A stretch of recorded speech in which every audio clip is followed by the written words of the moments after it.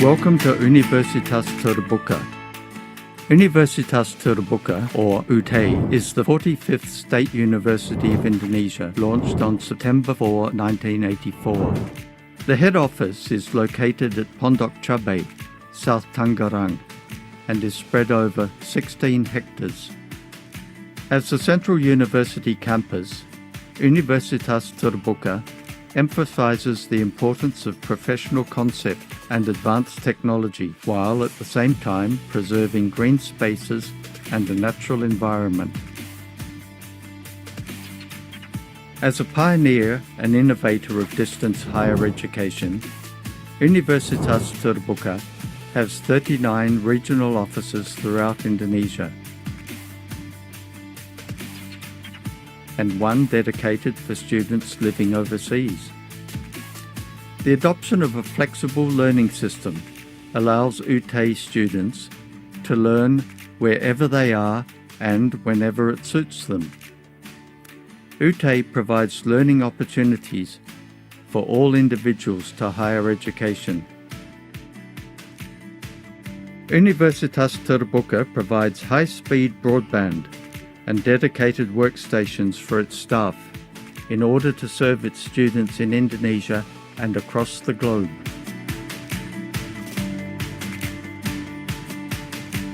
Recording in progress. UT's head office is composed of several main units. These are the Information Communication Technology Unit. This is responsible for information and communication technology management, which involves network management systems and application development information, as well as communication technology. The Multimedia Development Center is responsible for content development for teaching through creating imagery, animation, audio, video production, and more. The Learning Material Distribution Center is responsible for managing all the daily activities of a centralized distribution center and warehouse. The library is responsible for the development, selection, and maintenance of the learning material collection, and the ordering, processing, and cataloging of all library materials. The Examination Center is responsible for the organization and administration of examinations.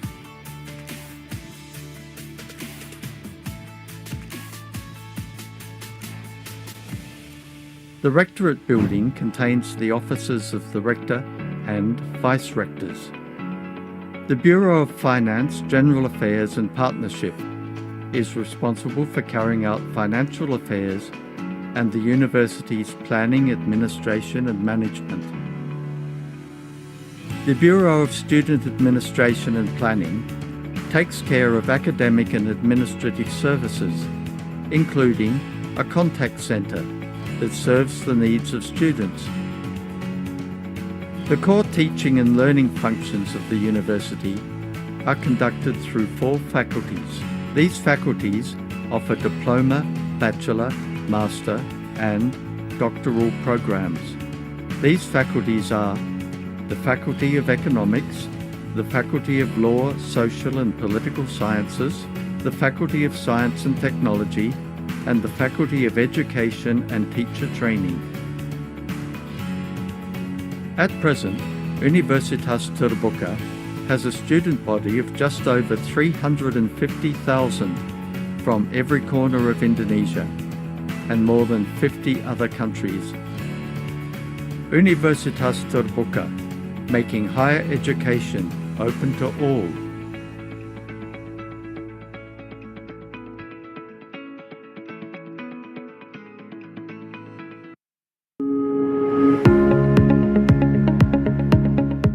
Pada akhir tahun 2021, Universitas Terbuka memperoleh persetujuan menjadi PTN Badan Hukum dari Mendikbud-Ristek Republik Indonesia. Universitas Terbuka, perguruan tinggi ke-45 di Indonesia. Universitas Terbuka sudah mengabdi untuk merealisasikan visi pemerintah dalam hal pemerataan akses perguruan tinggi bagi seluruh masyarakat. Dengan demikian, UT ikut serta meningkatkan daya tampung perguruan tinggi negeri dengan jangkauan layanan di 515 kabupaten kota dan layanan di lebih dari 50 negara. UT memiliki 39 kantor unit program belajar jarak jauh atau UPBJJ dan 1 pusat layanan untuk mahasiswa luar negeri. Universitas terbuka sebagai perguruan tinggi yang menerapkan sistem pembelajaran terbuka dan jarak jauh, tentunya memiliki sistem berbeda dengan pendidikan tatap muka pada umumnya. Menurut Peraturan Menteri Pendidikan dan Kebudayaan Nomor 7 Tahun 2020, Pasal 6, dinyatakan bahwa pelajaran dalam pendidikan jarak jauh dilaksanakan melalui belajar secara mandiri, terstruktur, dan terbimbing dengan menggunakan bahan ajar mandiri serta berbagai sumber belajar berbasis teknologi informasi. Struktur kurikulum program studi yang ditawarkan Universitas Terbuka memuat berbagai komponen yang mencirikan sifatnya sebagai institusi pendidikan jarak jauh yang memiliki daya jangkau luas dan berkualitas dunia. Kurikulum program studi itu sendiri dinaungi oleh beberapa fakultas yang disediakan oleh Universitas Terbuka. Salah satunya adalah Fakultas Ekonomi. Selamat datang di Fakultas Ekonomi Universitas Terbuka. Saya, Dr. Mairani Harsasi, Dekan Fakultas Ekonomi UT periode tahun 2022-2026. Fakultas Ekonomi UT memiliki visi menjadi salah satu institusi pendidikan terbuka jarak jauh yang berkualitas dalam menghasilkan produk pendidikan tinggi dan dalam penyelenggaraan, pengembangan, dan penyebaran informasi dalam bidang ekonomi dan bisnis. Saat ini, Fakultas Ekonomi UT memiliki program sarjana dan pasca sarjana. Untuk program sarjana, terdapat 3 jurusan, yaitu jurusan manajemen, jurusan akuntansi, dan jurusan ekonomi pembangunan. Jurusan manajemen memiliki 2 program studi, yaitu program studi manajemen yang telah terakreditasi A oleh BAN PT dan program studi pariwisata yang telah terakreditasi B. Jurusan akuntansi memiliki 2 program studi, yaitu program studi akuntansi yang juga telah terakreditasi A oleh BAN PT dan program studi akuntansi keuangan publik yang telah terakreditasi B oleh BAN PT. Sedangkan untuk jurusan ekonomi pembangunan memiliki 2 program studi, yaitu program studi ekonomi pembangunan yang juga telah terakreditasi A oleh BAN PT dan program studi ekonomi syariah yang terakreditasi B oleh BAN PT. Kami juga menyelenggarakan program pasca sarjana yang terdiri dari program Magister Manajemen dan program Doktor Ilmu Manajemen. Universitas Terbuka sudah mengabdi dengan turut merealisasikan visi pemerintah, yaitu pemerataan pembangunan pendidikan tinggi bagi seluruh masyarakat Indonesia. Ingin meraih pendidikan tinggi berkualitas? Ayo bergabung bersama Fakultas Ekonomi Universitas Terbuka.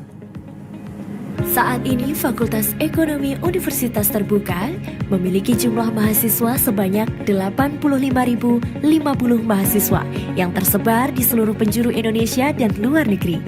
Sebagai bentuk nyata dalam mewujudkan untuk semua dan mendorong wajib sampai kuliah, Universitas Terbuka telah melakukan berbagai terobosan sehingga mampu beradaptasi di era kebiasaan baru agar dapat mencetak lulusan berkarakter dan berdaya saing global dengan memanfaatkan teknologi terkini.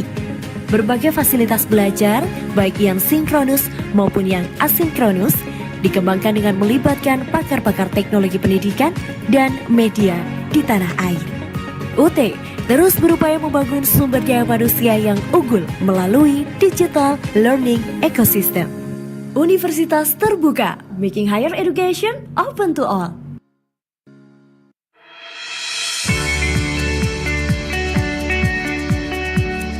Dengan tuntutan era digital yang semakin pesat, memacu kita untuk terus meningkatkan potensi sumber daya manusia yang terintegrasi dan mampu menunjang produktivitas. Namun, perkembangan yang kian padat tersebut perlu diimbangi dengan solusi pembelajaran yang efektif dan modern yang mampu mengimbangi rutinitas masyarakat masa kini. Sebuah sarana yang mampu mengatasi keterbatasan tempat dan waktu yang menjadi masalah utama bagi banyak orang dalam mengembangkan diri dan peningkatan karir di era digital yang berdampak pada gaya hidup. Universitas Terbuka hadir untuk menjawab masalah tersebut dengan penerapan sistem pembelajaran terbuka dan jarak jauh. Sistem yang terbukti efektif meningkatkan daya jangkau dan pemerataan pendidikan tinggi yang berkualitas bagi seluruh lapisan masyarakat. Sistem pembelajaran universitas terbuka memungkinkan para mahasiswa untuk belajar secara fleksibel dan terbuka dengan beberapa keuntungan seperti waktu pendaftaran yang terbuka sepanjang tahun, sehingga Anda tidak perlu khawatir untuk terlambat melakukan pendaftaran. Ruang, waktu, dan tempat yang fleksibel bagi mahasiswa. Hal ini sangat berguna bagi para mahasiswa yang tetap ingin mengembangkan wawasannya dimanapun dan kapanpun. Materi ajar cetak maupun digital yang mudah diakses di seluruh pelosok Indonesia dan mancanegara. Memberi kesempatan kepada segala golongan dan usia yang siap belajar untuk mengembangkan ilmu dan kemampuannya di segala bidang. Memiliki 39 kantor regional di seluruh Indonesia dan pusat layanan luar negeri yang selalu siap mendukung kegiatan operasional dan jalinan kerjasama dengan berbagai institusi baik nasional dan internasional. Serta dilengkapi dengan berbagai fasilitas penunjang proses pembelajaran seperti UT Radio, UT TV, layanan bantuan belajar, hingga perpustakaan yang dapat diakses secara online. Memiliki 4 fakultas, Fakultas Keguruan dan Ilmu Pendidikan, Fakultas Hukum Ilmu Sosial dan Ilmu Politik, Fakultas Ekonomi, Fakultas Sains dan Teknologi, dengan lebih dari 35 program studi sarjana dan program pasca sarjana.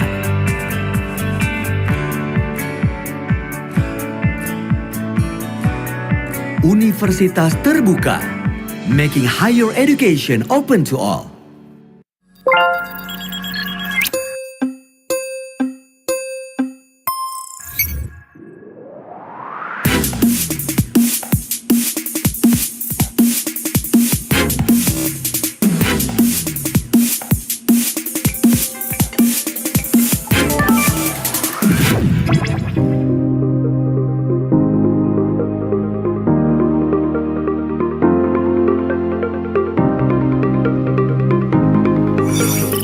Seiring dengan perkembangan teknologi dan informasi, Universitas Terbuka menyediakan layanan terbaik untuk mahasiswanya.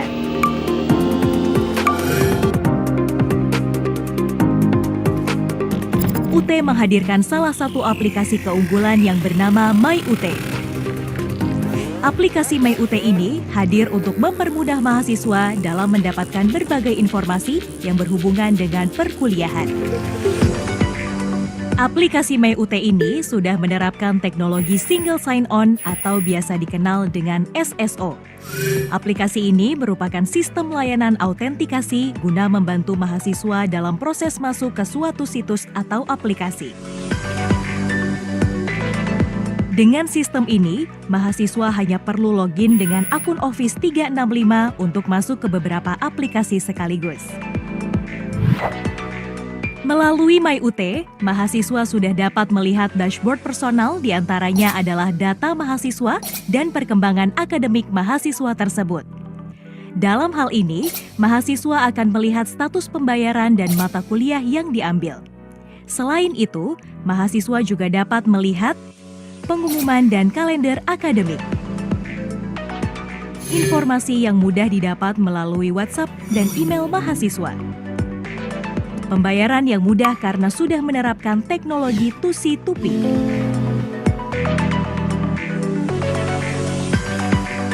Fasilitas lain adalah mahasiswa juga dapat langsung masuk ke laman tutorial online, tutorial webinar,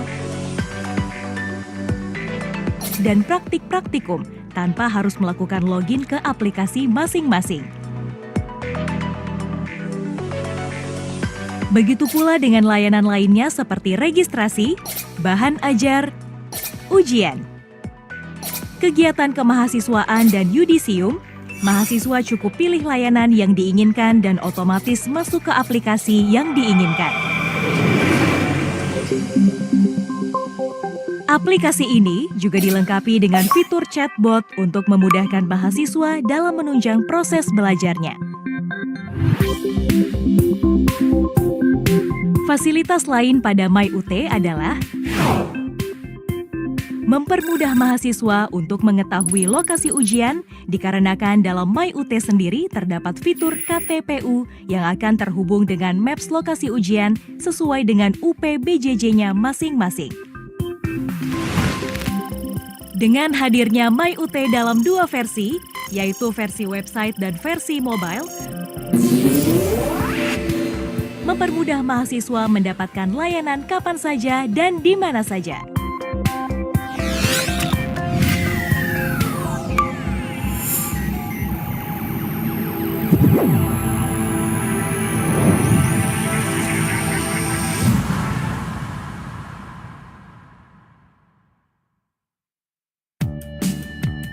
Pendidikan jarak jauh.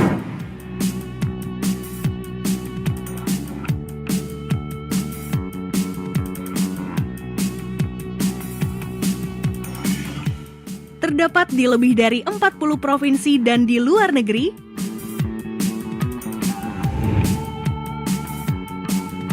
Bahan ajar mudah didapat.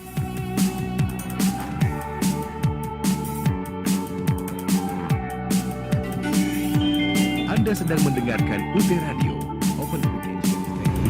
Diikuti berbagai macam profesi,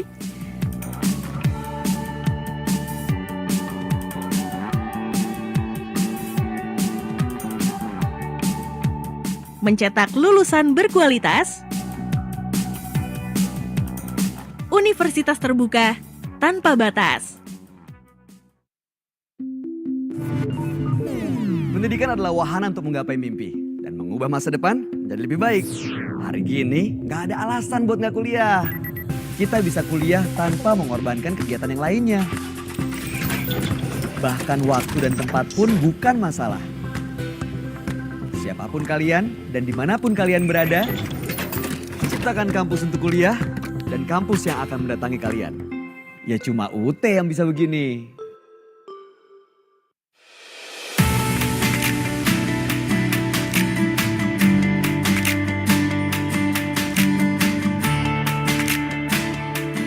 Welcome to Universitas Terbuka. Universitas Terbuka, or UT, is the 45th State University of Indonesia, launched on September 4, 1984. The head office is located at Pondok Cabe, South Tangerang, and is spread over 16 hectares. As the central university campus, Universitas Terbuka emphasizes the importance of professional concept and advanced technology, while at the same time preserving green spaces and a natural environment. As a pioneer and innovator of distance higher education, Universitas Terbuka has 39 regional offices throughout Indonesia, and one dedicated for students living overseas. The adoption of a flexible learning system allows UT students to learn wherever they are and whenever it suits them. UT provides learning opportunities for all individuals to higher education. Universitas Terbuka provides high-speed broadband and dedicated workstations for its staff in order to serve its students in Indonesia and across the globe.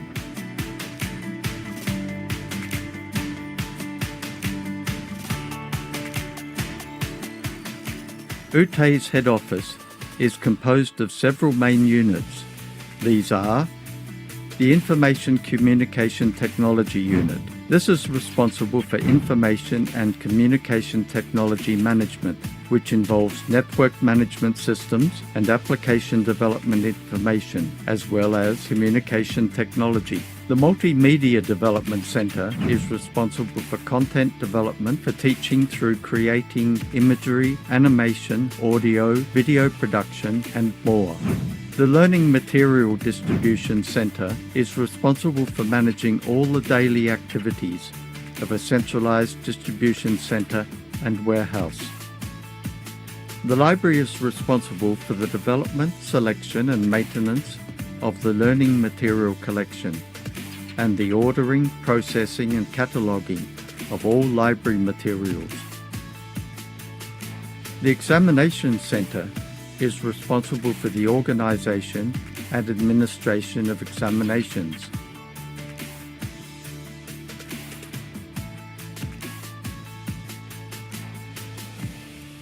The Rectorate building contains the offices of the Rector and Vice-Rectors. The Bureau of Finance, General Affairs and Partnership is responsible for carrying out financial affairs and the university's planning, administration and management. The Bureau of Student Administration and Planning takes care of academic and administrative services, including a contact center that serves the needs of students. The core teaching and learning functions of the university are conducted through 4 faculties. These faculties offer diploma, bachelor, master, and doctoral programs. These faculties are the Faculty of Economics, the Faculty of Law, Social and Political Sciences, the Faculty of Science and Technology, and the Faculty of Education and Teacher Training. At present, Universitas Terbuka has a student body of just over 350,000 from every corner of Indonesia and more than 50 other countries. Universitas Terbuka, making higher education open to all.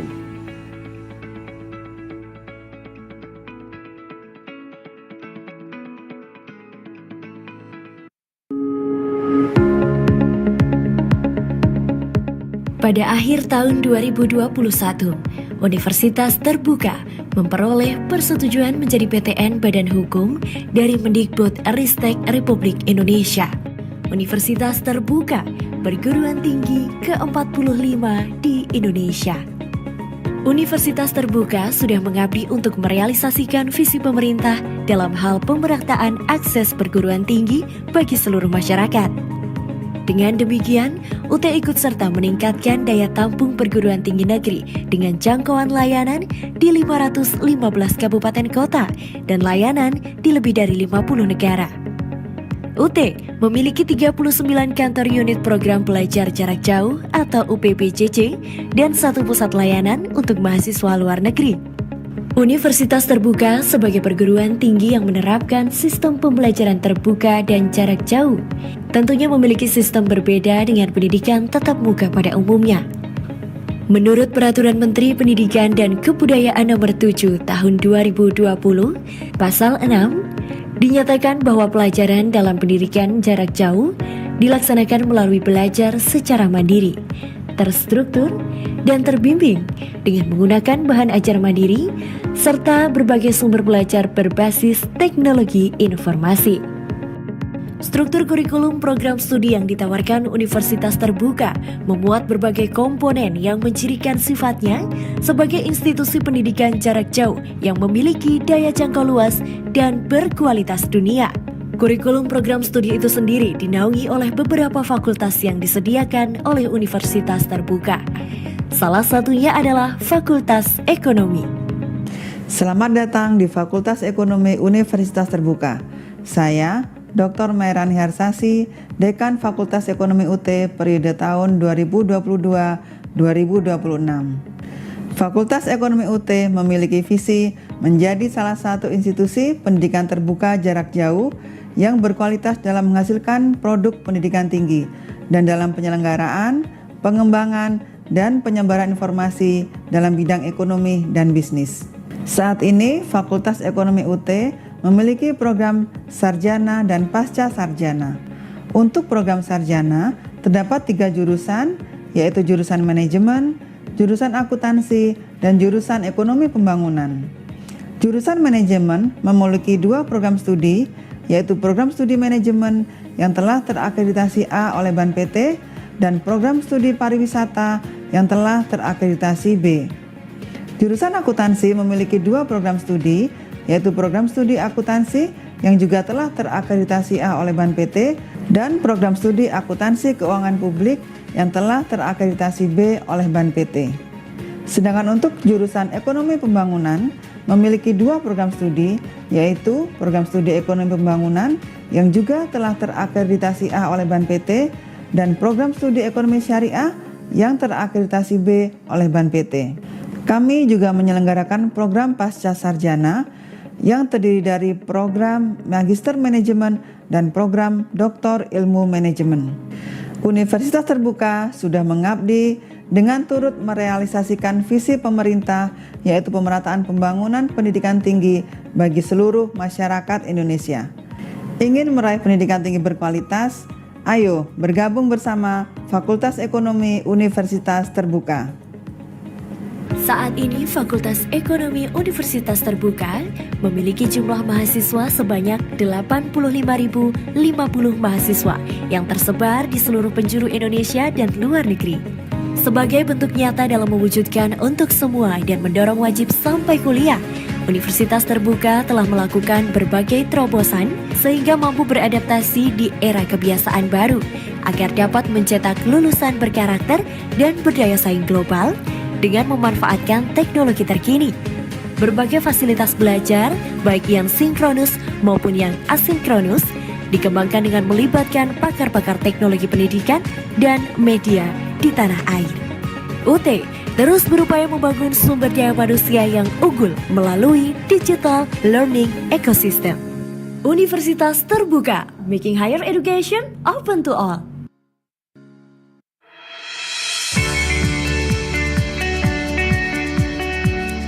Dengan tuntutan era digital yang semakin pesat, memacu kita untuk terus meningkatkan potensi sumber daya manusia yang terintegrasi dan mampu menunjang produktivitas. Namun, perkembangan yang kian padat tersebut perlu diimbangi dengan solusi pembelajaran yang efektif dan modern yang mampu mengimbangi rutinitas masyarakat masa kini. Sebuah sarana yang mampu mengatasi keterbatasan tempat dan waktu yang menjadi masalah utama bagi banyak orang dalam mengembangkan diri dan peningkatan karir di era digital yang berdampak pada gaya hidup. Universitas Terbuka hadir untuk menjawab masalah tersebut dengan penerapan sistem pembelajaran terbuka dan jarak jauh. Sistem yang terbukti efektif meningkatkan daya jangkau dan pemerataan pendidikan tinggi yang berkualitas bagi seluruh lapisan masyarakat. Sistem pembelajaran Universitas Terbuka memungkinkan para mahasiswa untuk belajar secara fleksibel dan terbuka dengan beberapa keuntungan seperti waktu pendaftaran yang terbuka sepanjang tahun, sehingga Anda tidak perlu khawatir untuk terlambat melakukan pendaftaran. Ruang, waktu, dan tempat yang fleksibel bagi mahasiswa. Hal ini sangat berguna bagi para mahasiswa yang tetap ingin mengembangkan wawasannya dimanapun dan kapanpun. Materi ajar cetak maupun digital yang mudah diakses di seluruh pelosok Indonesia dan mancanegara. Memberi kesempatan kepada segala golongan dan usia yang siap belajar untuk mengembangkan ilmu dan kemampuannya di segala bidang. Memiliki 39 kantor regional di seluruh Indonesia dan pusat layanan luar negeri yang selalu siap mendukung kegiatan operasional dan jalinan kerjasama dengan berbagai institusi baik nasional dan internasional. Serta dilengkapi dengan berbagai fasilitas penunjang proses pembelajaran seperti UT Radio, UT TV, layanan bantuan belajar, hingga perpustakaan yang dapat diakses secara online. Memiliki 4 fakultas, Fakultas Keguruan dan Ilmu Pendidikan, Fakultas Hukum Ilmu Sosial dan Ilmu Politik, Fakultas Ekonomi, Fakultas Sains dan Teknologi, dengan lebih dari 35 program studi sarjana dan program pasca sarjana.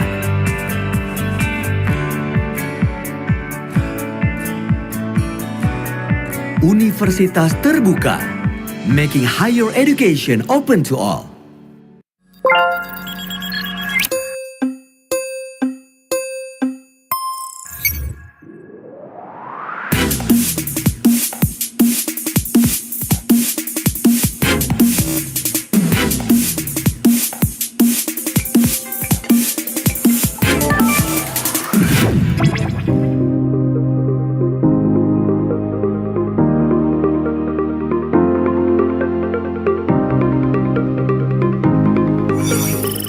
Seiring dengan perkembangan teknologi dan informasi, universitas terbuka menyediakan layanan terbaik untuk mahasiswanya.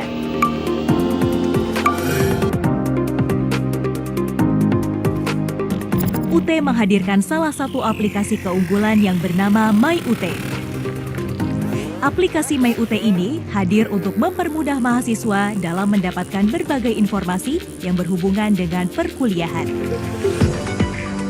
Aplikasi MyUT ini sudah menerapkan teknologi single sign-on atau biasa dikenal dengan SSO. Aplikasi ini merupakan sistem layanan autentikasi guna membantu mahasiswa dalam proses masuk ke suatu situs atau aplikasi. Dengan sistem ini, mahasiswa hanya perlu login dengan akun Office 365 untuk masuk ke beberapa aplikasi sekaligus. Melalui MyUT, mahasiswa sudah dapat melihat dashboard personal, diantaranya adalah data mahasiswa dan perkembangan akademik mahasiswa tersebut. Dalam hal ini, mahasiswa akan melihat status pembayaran dan mata kuliah yang diambil. Selain itu, mahasiswa juga dapat melihat pengumuman dan kalender akademik. Informasi yang mudah didapat melalui WhatsApp dan email mahasiswa. Pembayaran yang mudah karena sudah menerapkan teknologi Topik.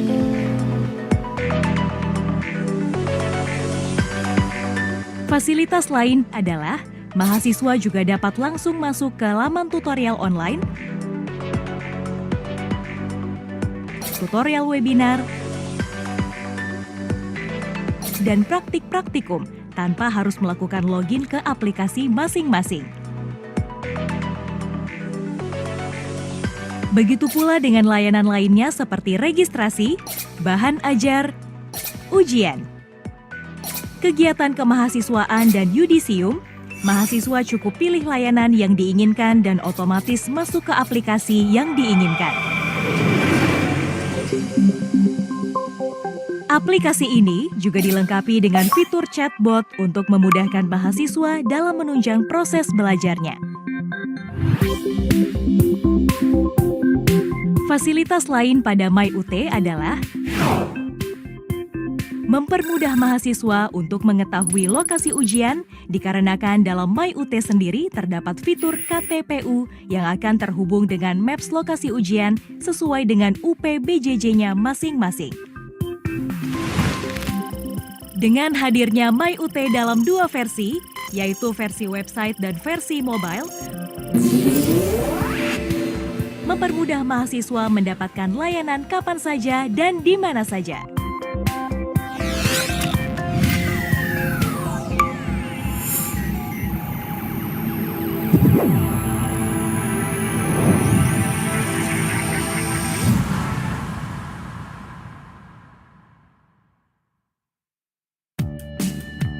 Pendidikan jarak jauh.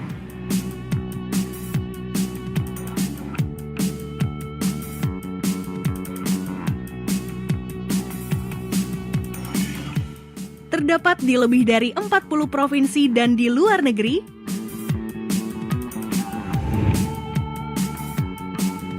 Bahan ajar mudah didapat.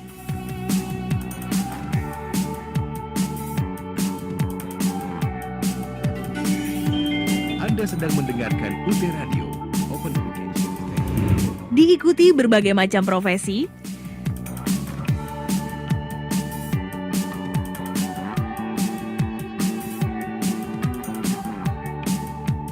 mencetak lulusan berkualitas,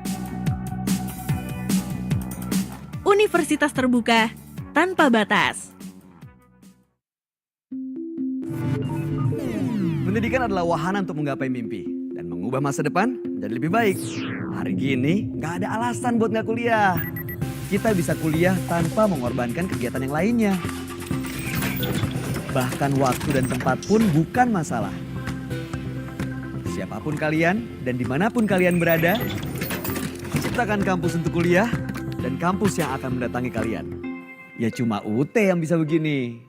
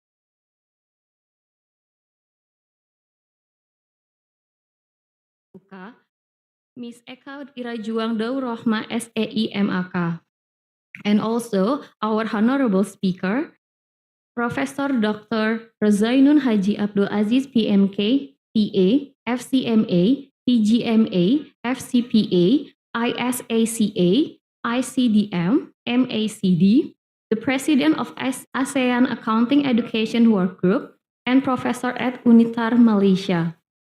And also our honorable speaker, Dr. Ramila Devi Ramsing, BCom, MBA, Ph.D., MBA Program Leader, UNITAR Malaysia, Faculty of Business. Distinguished participants, ladies and gentlemen, we also have participants in the Zoom meeting as well. Good afternoon, everyone.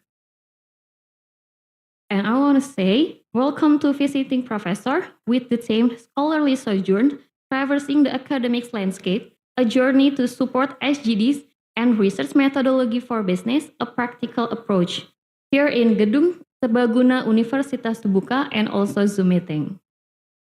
On behalf of the organizing committee, we send our appreciation for your presence today. This program was attended by UT lecturers and also lecturers at UT Daerah throughout Indonesia via Zoom meeting. This program is also broadcast live via YouTube UT TV. Before we begin, let us pray according to our own religions and belief. Pray begins.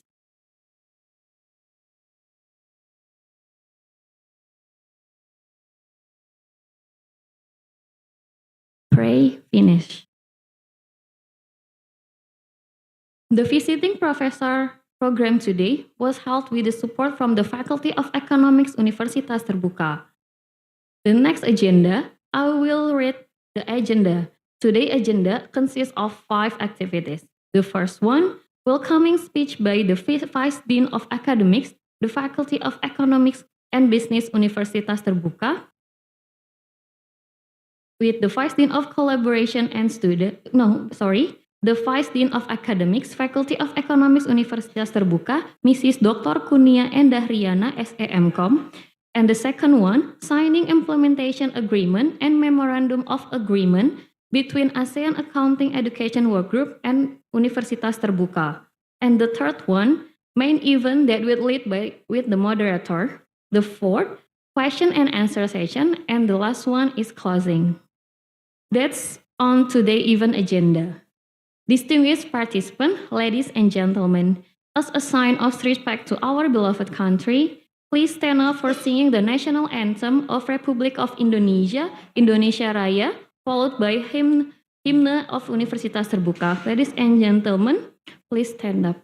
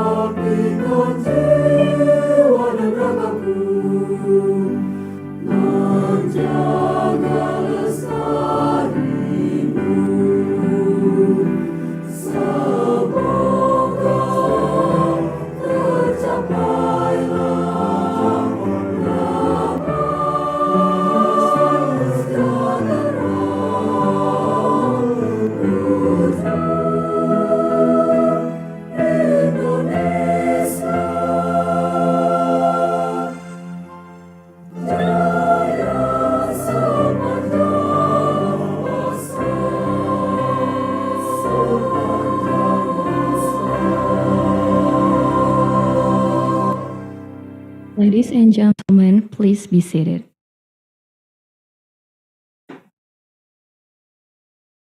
Our first agenda in the opening, the welcoming speech from the Vice Dean of Academics, the Faculty of Economics, Universitas Terbuka, Mrs. Dr. Kurnia Endah Riana, SEMCOM. So Mrs. Riana, please come to the front.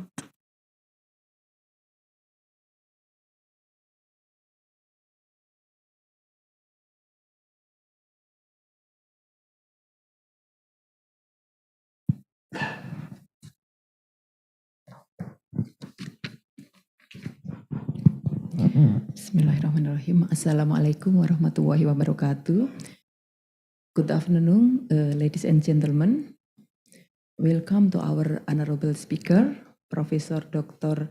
Rozainun Haji Abdul Aziz and Dr. Ramila Devi Ramsin.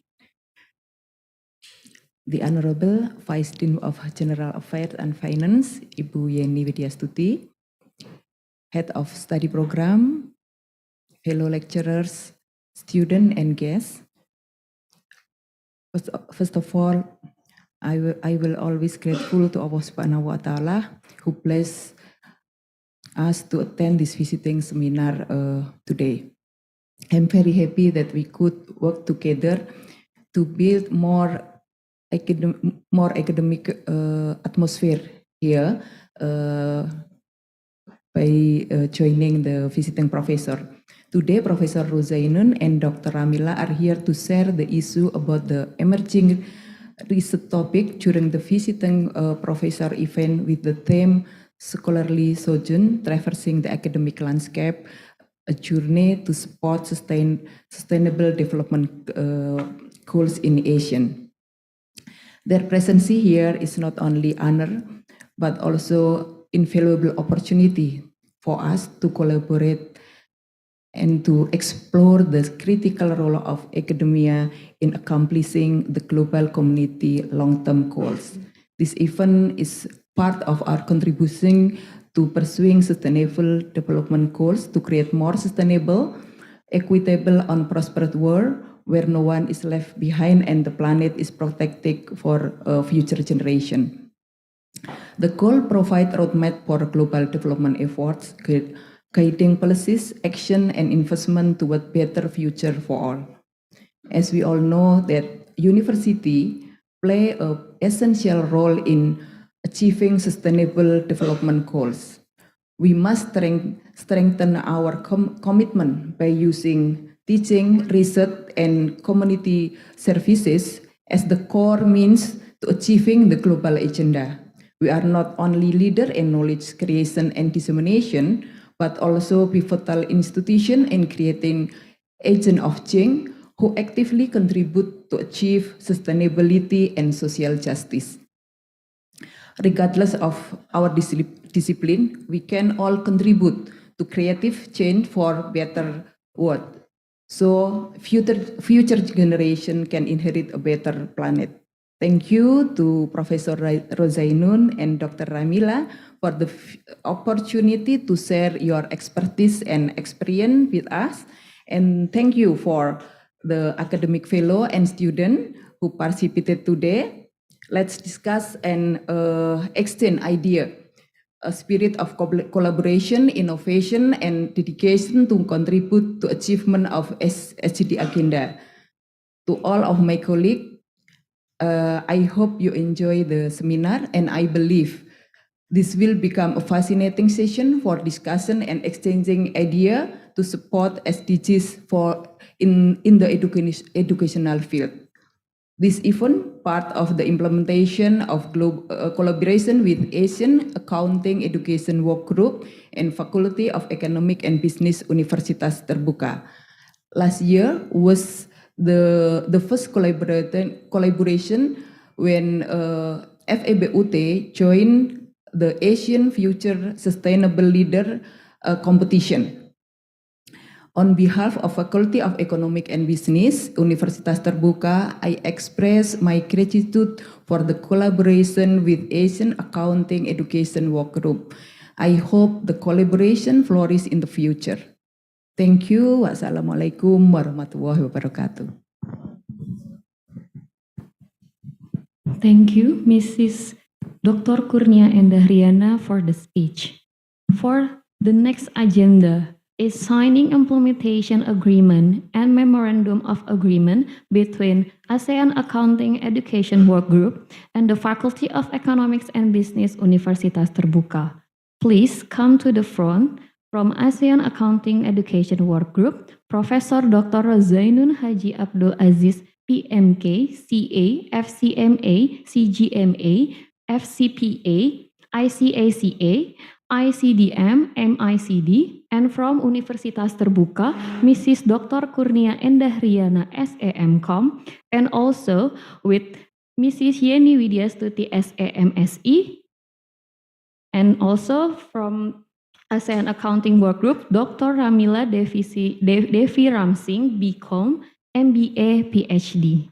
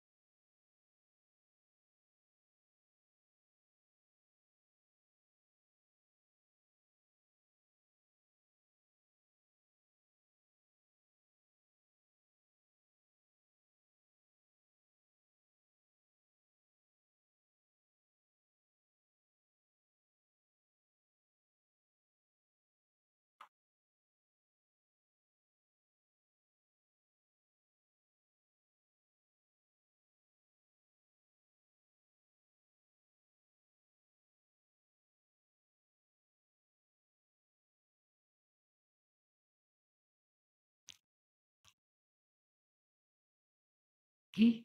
For Professor Dr. Rozainun Haji Abdul Aziz and Dr. Kurnia Endahriana, please stay in the front. And I would like to invite Mrs. Yeni Widyastuti, SAMSE, Dr. Ramila Devi Ramsing, BCom MBA, PhD, and also with the head of Accounting Study Program, Management Study Program, Development Economic Study Program, Tourism Study Program, Syariah Economic Study Program, and Public Sector Accounting Study Program come to the front.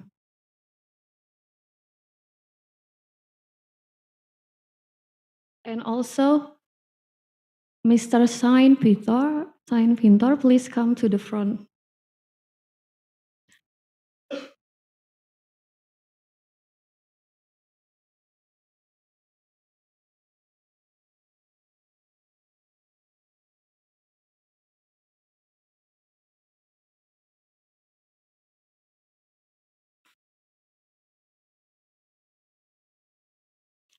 Thank you very much. So you can back to your seat.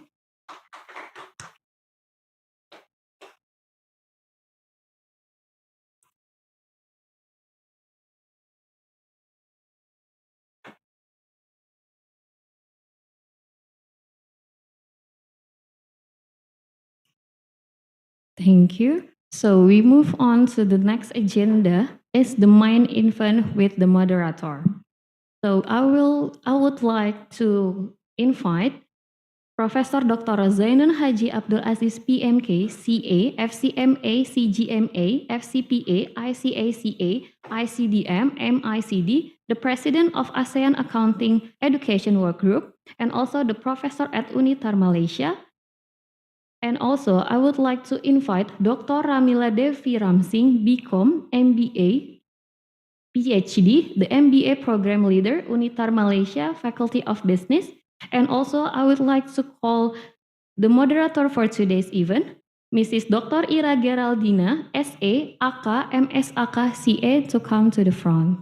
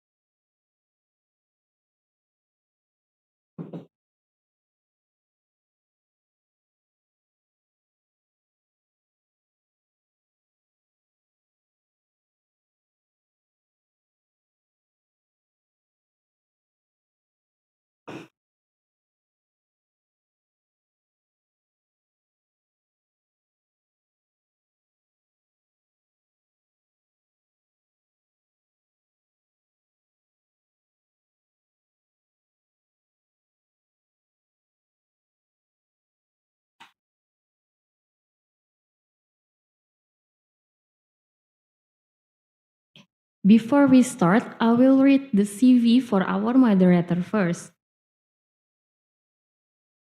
Mrs. Ira Geraldina is completed at a bachelor degree in accounting at Pajajaran University in 2001 and also completed a Master of Science in Accounting at the University of Indonesia in 2010 and completed a doctoral degree in accounting at University of Indonesia in 2016. In 2004 until 2021 at Indonesian Banking School with the main competency in the field of financial accounting, currently a lecturer in Universitas Terbuka.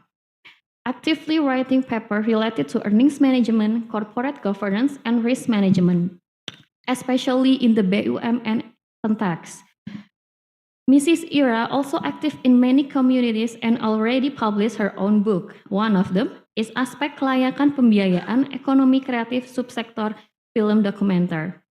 Ladies and gentlemen, without further ado, please welcome our speaker, Professor Dr. Rozainun Haji Abdul Aziz, and also Dr. Ramila Devi Ramsing, and also with the moderator, Dr. Ira Geraldina, who already in the stage. Dr. Ira, the floor is yours.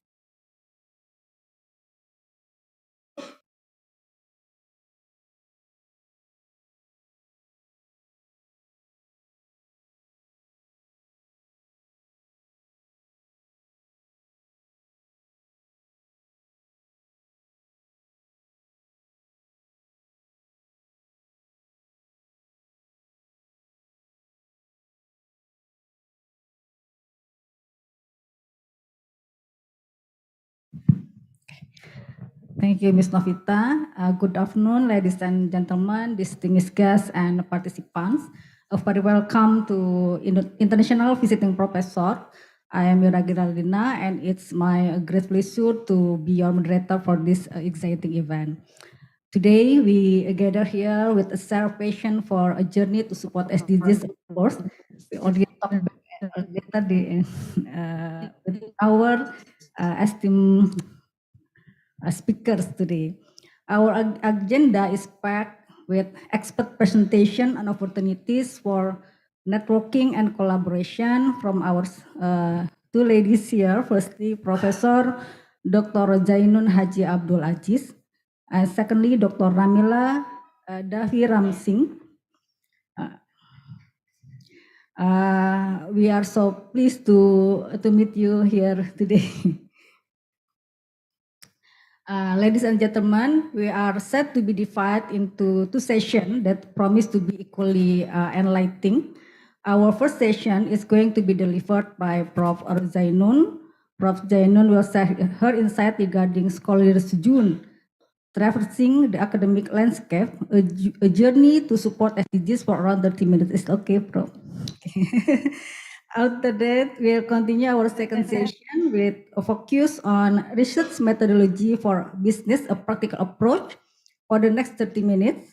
It's okay? Yeah. As the presentation proceeds, I encourage you to remain engaged and take opportunity to interact with our speakers. So feel free to ask questions or share your insight. Don't forget to mention your name or your IDs, especially to our student here.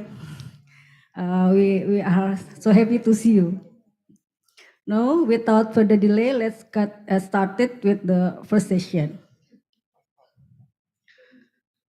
I would like to introduce first, our first speaker is Professor Rozainun, currently is President of Asian Accounting Workgroup and Professor at UNITAR Malaysia.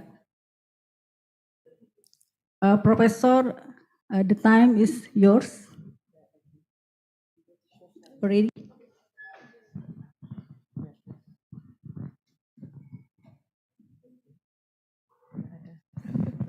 Bismillahirrahmanirrahim. Assalamualaikum warahmatullahi wabarakatuh. Dan selamat tengah hari. Apa khabar semua? Baik. Ya ke baik? Baik. Ya, terima kasih Bu Diana dan terima kasih kepada tim-tim Bu Eka, Bu Ira, Dr. Ramila dan juga rakan-rakan, adik-adik ke cucu-cucu. Terima kasih kerana hadir pada tengah hari ini untuk kita berbicara. If you can have an interaction, that will be good. Jadi mungkin ada yang takut-takut, apakah soalannya yang nanti saya akan tanya? Ladies and gentlemen, tuan-tuan dan puan-puan mungkin. Yeah, so the title of my presentation here is Scholarly Sojourns, Traversing the Academic Landscape, a Journey to Support SDGs. A mouthful, isn't it? Apa ya ini Scholarly Sojourns? Apa ya? Anyone has any idea? Apa dia? Ada. Tapi pernah dengar ya. Tapinya bukannya sarjan. Scholarly Sojourns bermakna scholarly, academic, informasi, data yang kita pelajari dan kita pernah baca, kita pernah dengar, kita pernah lihat, ada di poster-poster dan itu semua adalah sumber kepada pendidikan dan juga ilmu-ilmu. Sojourns adalah something that is temporary, that pass in front of us. So we've seen, I've seen Bu Riana, I've seen Bu Eka. So that is, an experience. Okay, so that experience is where we pick up all the information. Okay. And it's, mana? Boleh pergi balik kepada muka satu, slide satu. Yeah, so traversing the academic landscape adalah seperti kita melalui, kita berjalan-jalan sambil-sambil. Jadi kita juga sambil-sambil mengaji, belajar, masuk universiti, kita masuk dari semester 1, 2, 3 dan seterusnya sehingga habis. So traversing. Traversing di mana kita juga melalui secara temporary, tetapi dalam pada itu kita kumpulkan, kita menimba ilmu. Is that what you also say in Indonesia? Menimba ilmu. So that is what we do and we enjoy. Do we enjoy education? Saya dengar Bu Riana saja enjoy.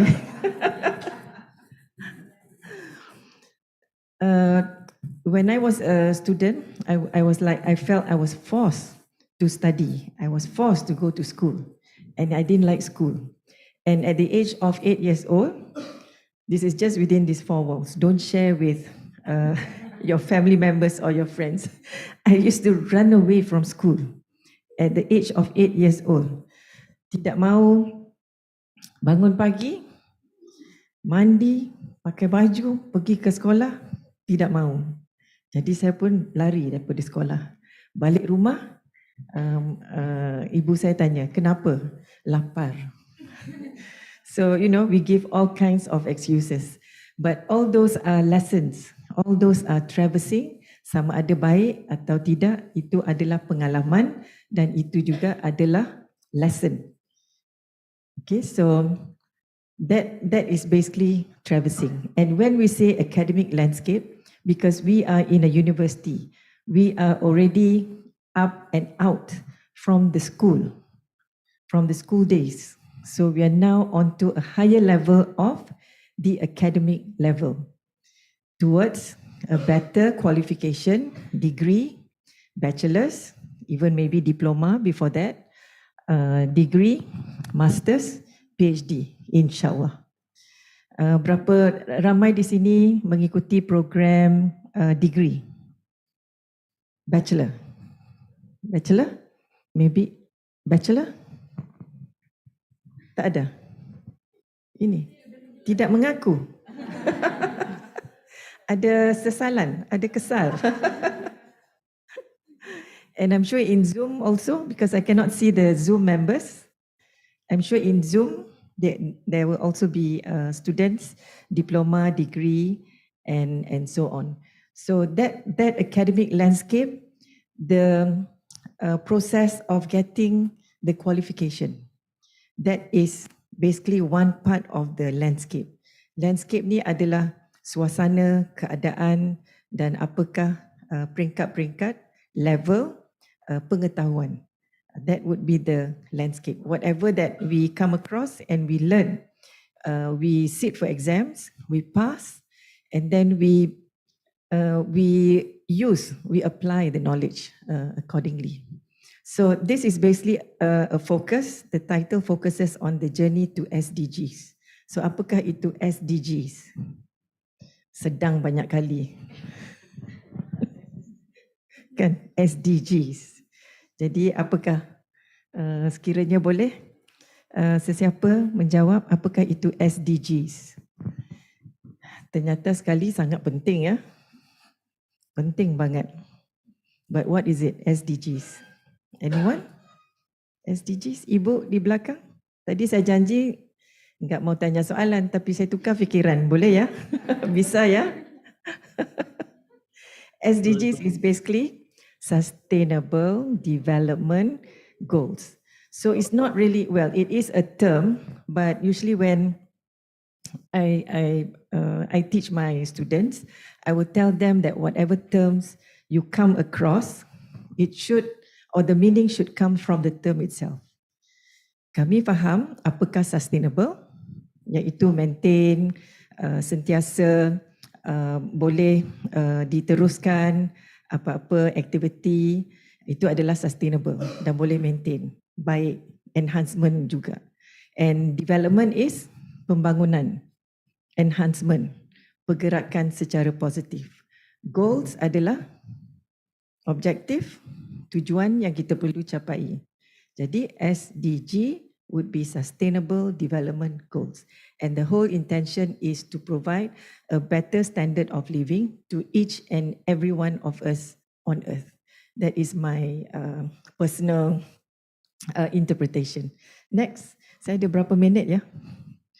Satu hari bisa? Okay, so this will be the contents of my presentation. Feel free to interject at any point that you have. Perhaps you want to ask question or you have any point to raise, even your experience. So can you, next slide please. Next slide. So it's all about SDGs and basically how we can contribute towards SDGs. I was just talking to Bu Ira, Bu Sila dan juga Bu Eka on this sustainability. And this SDGs is basically for the better living of people. So people adalah kita. Kita dulu kalau nak ikutkan, ibu saya tak pergi sekolah langsung. Ayah saya, arwah ayah saya pergi ke sekolah sehingga standard 2, they call it. What is it, standard 2 here? Junior second year, junior school. And then after that he joined the military. So those were the days when our parents did not go to school or they had a minimum level of education. Then when I become a parent, when Okay, they became the parents and they make sure that their children go to school, force me to go to school, lari daripada sekolah, kena pukul, besok kena juga pergi ke sekolah sehinggalah masuk ke universiti dan sebagainya. So, you know, we even though it was a hard time for me, but I manage. I just have to manage to please my parents. And that's how we show our honor and respect to our parents because they look after us. And so that we have a better living standard ourselves. Okay, so what are the SDGs? Ingat? Ada berapa SDGs? 100. Ada? Silakan. Ada berapa ya? Ya? 17. Very good. Number 1. 17. And these are all the SDGs, meaning to say that this is from the UN, United Nations, promoting, advocating that we should have no poverty. But we find that everywhere we go, and I come from a small kampung, they also have perigi well, so we take water from the perigi. But now they have developed a little bit, but there are, what do you call it, shattered houses, and they far inside, they live in the jungle and so on. Okay, and then zero hunger, but we've seen, you know, in the world there are people, you know, not having enough food, and then good health and well-being, promoting quality education, that's where we come in. And each and every one of us, we play this role of supporting these SDGs. So it's not rocket science, it's not something new, it's something that we are now doing. Just like when we study, that is part of our life. Seperti kita makan. Kalau kita suka makan, apabila time makan, hanya tadi saya segan, saya suka makan. Tapi nak makan segan. Tapi in the end makan juga. So anyway, this is like our everyday life. We do this.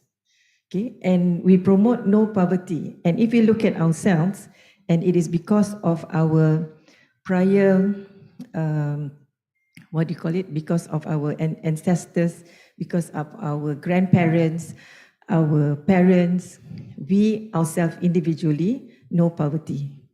Ada yang boleh claim yang kita ada poverty, kita ni poor? Are we poor? In Malaysia, we do have B40, M40 and T20. So that's the income bracket, salary income bracket that we identify the standard of the people there. So kalau B40, that means they are relatively poor. Okay, tapi kita di sini lumayan, I'm sure. Kalau mungkin tidak lumayan dari segi wang, tapi lumayan dari segi opportunity. Dan bila opportunity ada saja, insyaAllah ada rezeki untuk support kita belajar. Betul? Otherwise we will not sit here. Okay? And many other SDGs there, which we are actually part of it. Okay, next. Seterusnya, Mas. Okay. So basically, the world's economic trajectory, they have undergone significant shifts in relation to sustainable development. So the world itself, they are moving towards sustaining, towards ensuring that whatever development they do to the country, to the people as a whole, they actually advance towards achieving the SDGs. Setuju? Tak semestinya bila saya cakap, kita semua kena setuju. Mungkin ada yang ada kelainan pandangan, silakan. And no one is, you know, there's no right or wrong answer. It's your opinion. Okay? And in the past, economic growth was often prioritized. And that is why, and that is how we are here. You look at the level of education that government has put in. You look at once upon a time in Malaysia, there was only one university, and that was University of Malaya. Then afterwards came other public universities. Then came one private university, 2 private universities.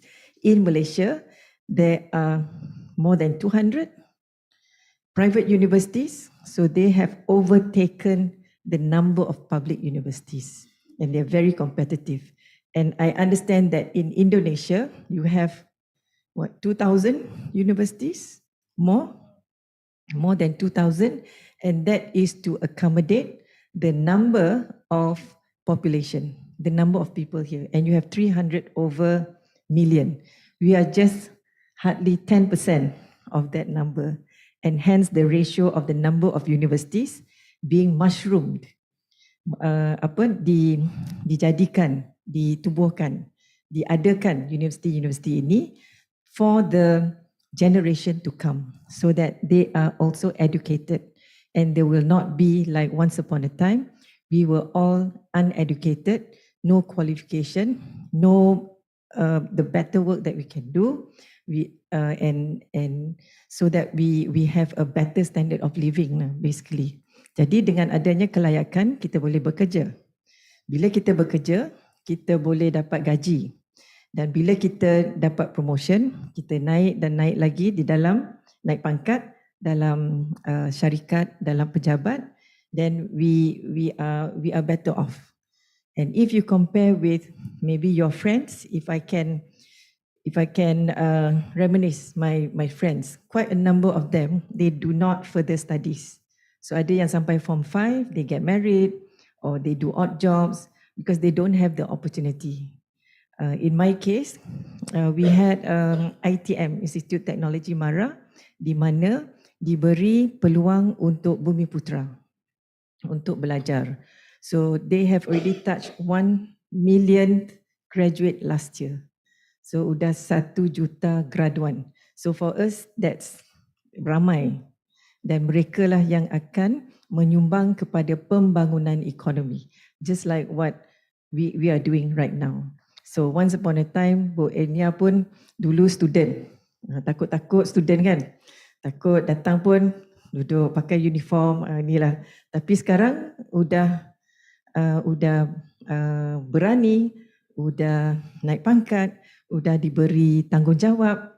So you move up in that way. So I'm sure one day one of you will be like Jokowi, like Prabowo, like maybe different and much better than them, to contribute to the better standard of living, to the economic growth, to the economic state of Indonesia. Don't be surprised, even though you say, if I say one day you'll be the first, is it first woman Prime Minister? Possible? Tak. Kita tengok 20 tahun daripada sekarang. And I've had friends who are very shy in class, but they are CEOs, CFOs today. And they are Datuk, Tan Sri, and they do well at work. So it is possible. So when I share this, all this is about well-being. All this is about working towards supporting the SDGs. Why? Because the SDGs, these are goals that have issues. But we need to play that role as an individual to ensure that we achieve those goals. So we have to play our part. Next. Okay, I'll share with you Malaysia's perspective because we went through the transformation. So it was in 1960s that the economy and also sustainability. Those days we did not use the word sustainability, but actually the process that the country went through is actually about sustainability development, sustainable development. So it was a process. So from the 1960s to the present, 1960s was when I was born. So I don't remember when I was very little, but I can only relate to what has happened. And we find that today there are many companies moving and going towards achieving and contributing to SDGs. Next. Next, please. So in the 1960s, ada clicker. Ada clicker? Tak apa. Okay, I come here. This was my late father's car, the first car. So at that time, not everybody could afford a car. So this was one of the cheapest car, Austin A40, if anyone knows. And it was green in color. Then we saw buildings, even old buildings today, they still stand.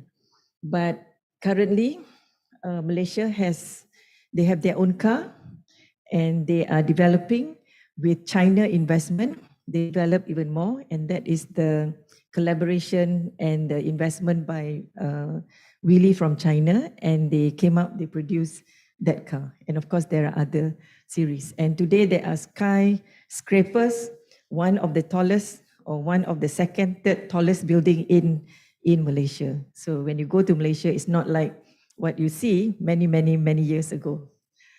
Next. Okay, and in the 70s, there was a rapid economic expansion because when they see that they need resources, they need the thinkers, they look at the West, they find that the West are developing or developed. And we were like developing even to the extent of maybe equating to third world country because of our situation. So it was in the 70s, 80s, towards early 90s that the government sent out their people, Malaysians, overseas to study. To study what? Accounting, to study medical, to study engineering, to study all the qualifications to get qualified engineers, doctors, accountants, and many other professions. So that when they come back, they'll be able to contribute and bangunkan Malaysia. And I was one of them. I was one of the lucky ones. Actually, my diploma in accountancy, I just got about average, 2.8 over 4 points CGPA. Teruknya, Rozainun. Memang teruk. And I failed my economics 2 kali. The third time, my lecturer kata, kalau tak pass, out you go. Then I won't be here. The first time I got my economics was F. Lepas tu second time E. The third time I was studying like I felt so hard. And what grade did I get? D. Lucky thing because it's a non-accounting subject. Jadi kalau D tu pass, cukup makan. So I passed and I went through until I finished my diploma. Then when I went to UK under that scheme in the 70s and 80s during the NEB, New Economic Policy, again I saw economics in CIMA, Chartered Institute of Management Accountants. So there is one paper, economics. Same thing, I failed once. I failed the second time. The third time, my sponsor, Government of Malaysia said, if you fail, you go home. So I got a C. C is actually a fail in CIMA at that time. But because I got 2 A's, so the 2 A's supported the C that I got. So it was a marginal pass, they call it. So that marginal pass, you can only pass if all the four subjects that I took equal to the pass aggregated amount. So again, cukup makan. Professor, I'm sorry, I think you have 9 minutes left. 90 minutes left. 9. Okay, can we just move? Okay, and I was not the only one. During my time, the whole batch, almost everyone in my batch went overseas, US and UK. And I chose UK, why? Because my ex-boyfriend was there. But in the end, when I went over, he had another girlfriend. And that actually motivated me to, to do well. Because, I just wanted to prove that whatever I do, if I cannot get him, at least, I can pass. Don't tell my husband. Okay, then in the 80s, there was this early awareness of environmental sustainability and all that. And again, with the level of pembangunan, there was also the downside of it, where people were affected. The what do we call it? Construction. They actually influenced or affected the area where there was flooding because of the bad drainage. So you want the buildings up, but you do not take care of the environment, and you have the flooding of the place, flooding of the road, and so on. Okay, next. Then that began the environmental regulation and the compliance. If you want to build something, you want to work towards pembangunan, environment, and development, you must observe what is needed in the environment. Next. Next. And then it moved on, 90s and so on, 2000s, then green initiatives, greenwashing that Ira is doing it. So it's good. Next. Okay, and I hope all this would actually give you ideas to do research on, to find out where is the gap, to find out what is wrong, what is not right. We have environmental regulations, yet it's not good enough, yet you have negative outcomes. So what is wrong? So it's good to research on, and one of the areas, Bu Ira is doing it, and she has a book, and very interesting too. Next. Okay, so there was the focus on better environmental solutions, environmental issues, and there was this awareness onto carbon, and even there's also the tax requirement for carbon emission. Next. Tak ada dah? Habis? Next. So that's the banjir that we had in 1969. Next. And next, if I can go to, okay, on chemical waste pollution, Sungai Kim Kim. So the company was actually doing and producing, contributing to making good products for the country. But in the end, it affected, and the waste that they produced actually affected the river, and it was poison. I think 2 people died, and others were affected with their health. Next. Okay, future outlook, there is that enhanced role, the more requirement to ensure that there is the sustainability agenda in the country, and I'm sure in Indonesia as well. Next. Okay, next. Habis ya. So for the world and for our individual and institutional support, just going back to the title of my presentation, what do we do to support SDGs? So we each, because we are rich in our knowledge, and if we do not know, I'm sure you have your best friend Google and your phone. You can always find out what next to do, what is to do, and what is your responsibility. Okay, so that's call to action. Ada lagi? Ada banyak lagi. I have about 20 over slides. Next. On the SDGs, in terms of statistics, how much has been done, studies and all that, you can always Google, find reliable resources to understand the information and the findings that have already been published. Next. Next. And also with Indonesia, you have the SDGs, studies and also statistics, how much has been achieved. Next. Next. So you have the slides, go through the slides. In order to support, I've given you the list. So please tick where you can contribute, where you have contributed, and just check whether those are good enough. Next. 21, I have 24 slides. And these are the references. So in terms of roadmap of SDGs achievement, you are ahead of us, 75. We are ranked number 78. So that's good, isn't it? Even though you're big, but you're able to cover. Next. Okay, so in order to meet the sustainable development goals, it's each and every one of us, the responsibility is on our shoulders. Agree? Bu Riana je agree. Bu Sila agree. Next. Okay, so with that, thank you very much for your attention. There's a lot more to do, and I hope we all contribute towards supporting and achieving SDGs. Thank you so much. Assalamualaikum warahmatullahi wabarakatuh. Thank you, Professor Rozainun. I must have found so enjoy. I'm sure all of us will enjoy too with her session. So let's move forward to the next speaker, Dr. Ramila Devi Ramsing. Dr. Ramila, we are so eager to hear from you. Your Thank time is you. yours. Thank you, Ibu Ira. When Ibu Ira told me it's 30 minutes, I'm like, oh my God, I actually prepared the slides for 1 hour 45 minutes. But then kita cuba ya. Saya cuma cover satu topik sahaja ya untuk research methodology. Jika ada apa-apa soalan boleh tanya saya.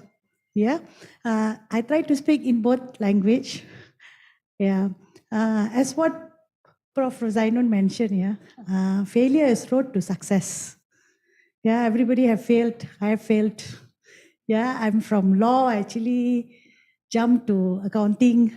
Yeah, yeah. I did law first. Couldn't do law, and then I jumped to accounting. Yeah, and again, failure road to success. We all had first boyfriend. End up marrying the second one. Okay, so my slides, Ibu, Bapak. So again, salam sejahtera kepada ibu-ibu dan bapa-bapa sekalian. Yeah, what I'm going to cover today is a simple recipe, a simple way of doing research. So my question is, what is the main problem that you encounter when you do research? Masalah yang paling penting Anda hadapi bila buat research. Main problem. Anyone? Main problem.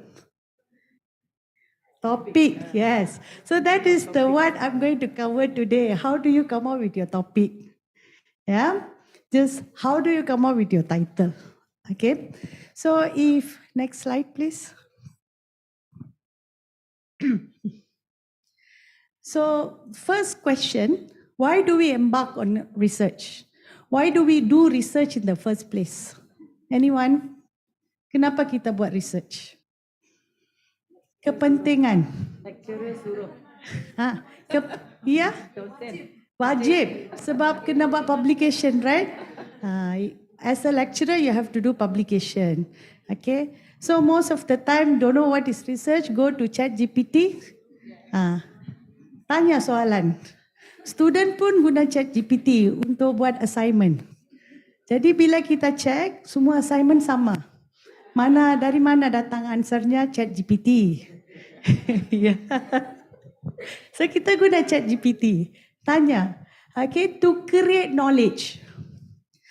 Okay, in past, yes, we do research to create knowledge. But over the time, whatever knowledge we create, people not interested anymore. Jadi siapa-siapa yang mau tengok apa knowledge yang kita create. Yeah, so mainly we try to create something where others can actually apply, can use it, can become a practical way of using it. Okay, but of course we generate a lot of ideas, we give them, but at the end of the day, nobody wants to use it. All these ideas. So research is all about not only creating knowledge, at the same time you want to come up with an idea that people can actually use it. Okay, organization can use your ideas, okay, can make it better, right? I don't know about here, when I did in India, my PhD, whatever knowledge that we are creating, ideas, model, we have to copyright. So if you are an engineer doing a PhD research, kena ada patent dulu, baru dia bagi degree. Kalau tak ada degree. Okay, so what is this new product that you are creating, right? So first of all, before you can come up with a title, what do you need to ask yourself? Apakah soalan yang perlu ditanya sebelum kalian come up with the title, topic? Problems. You have a problem, but then you need to give solution, right? So you need to ask what outcome that you want to produce. What contribution that you want to make. So you need to ask that question.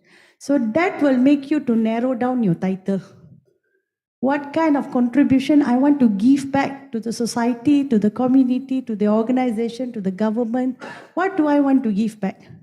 If you're not able to answer that question, outcome, you cannot come up with your topic. Yeah? And most of the time you have this problem. What problem? Your research does not align to your topic.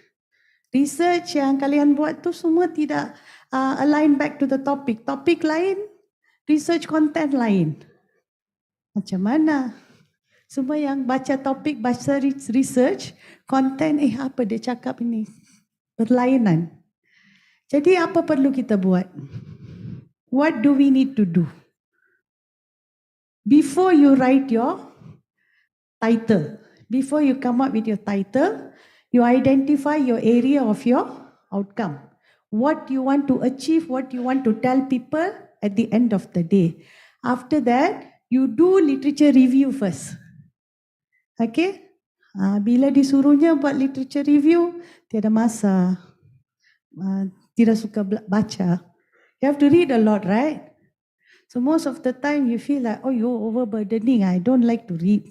You have to read to form your ideas. To form your ideas, to move you towards your desired outcome. Kita panggil desired means outcome yang you want to achieve at the end of the day. Desired. Apa kita cakap desired dalam bahasa Indonesia? Keinginan, outcome yang diinginkan. Yeah. Okay. Can move to the next slide. Next slide, Bapak. Okay.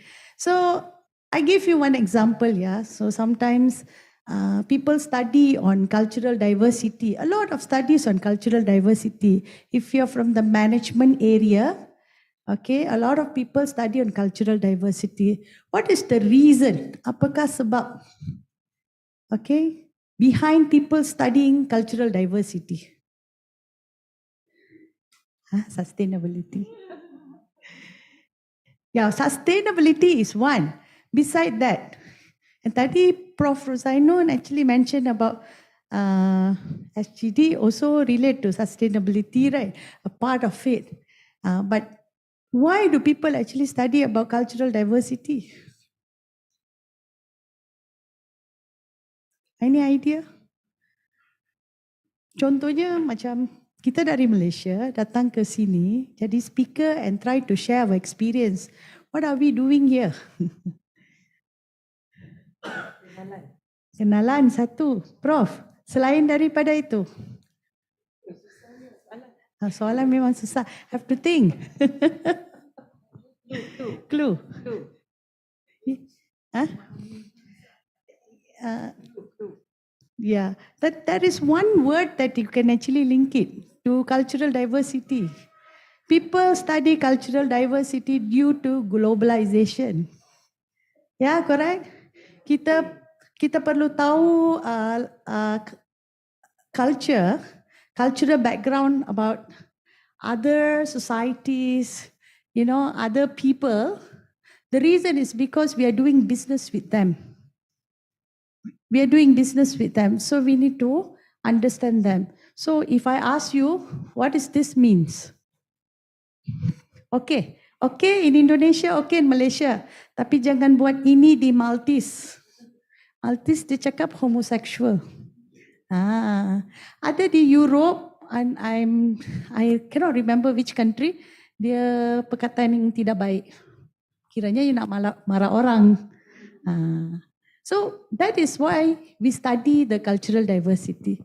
That is why I got a lot of research towards this area, because we try to understand. We try to memahami, that particular society or that particular culture. Okay, can move on to the next slide. Okay, so bila buat research ni, dia ada banyak perkataan yang canggih macam deduction, induction, abduction. Okay, so what we try to do? Of course, in research you have all these wordings, all these difficult wordings. But what we try to do here? We try to dive deeper and cari makna. Yeah, we try to dive deeper into that area and try to find meanings. Okay, so again, class, sorry, I say class, Kalyan, the research has to be meaningful. When you do research, the research has to be meaningful. What are you searching for in your research? What are you finding in your research? Okay, so next slide. Okay, so how do you come up with your research title? Number one, please go and look into the scope and focus. What area you want to focus? What is the scope of your research? So contohnya macam ni. I want to look if let's say business research. Okay, we got different types of research here. Accounting, dia ada scope dengan fokus dia tersendiri. Business, scope and focus. Okay, engineering research, medical research, they have their own scope and focus. So example here, business, they have their own scope and focus. So all these areas can be researchable under business research. Next slide, Papa. Okay, so this one is one example. Let's say I want to research on management. Okay, that is the very big area. Then I narrow down the area. So how do I narrow down? In management, which particular subject or focus that I want to do? Let's say, for example, human resource management. So from human resource management, how can I further narrow it down? I go into one subtopic, which is human management, human performance management. And from performance management, I further narrow it down. Let's say, for example, saya nak tengok benefit of performance appraisal. So you can narrow it down to the most tiniest area. You must narrow it down, otherwise it's very difficult for you to focus on your research. So in coming up with your title again, narrow it down to the most tiniest area. Area yang paling, the smallest. Okay, next slide. Okay, so how do you formulate your title, research title? Number one, of course, you need to look into the literature, okay, on the area of your research. Let's say I want to look into performance appraisal. You know what is performance appraisal, right? Performance appraisal?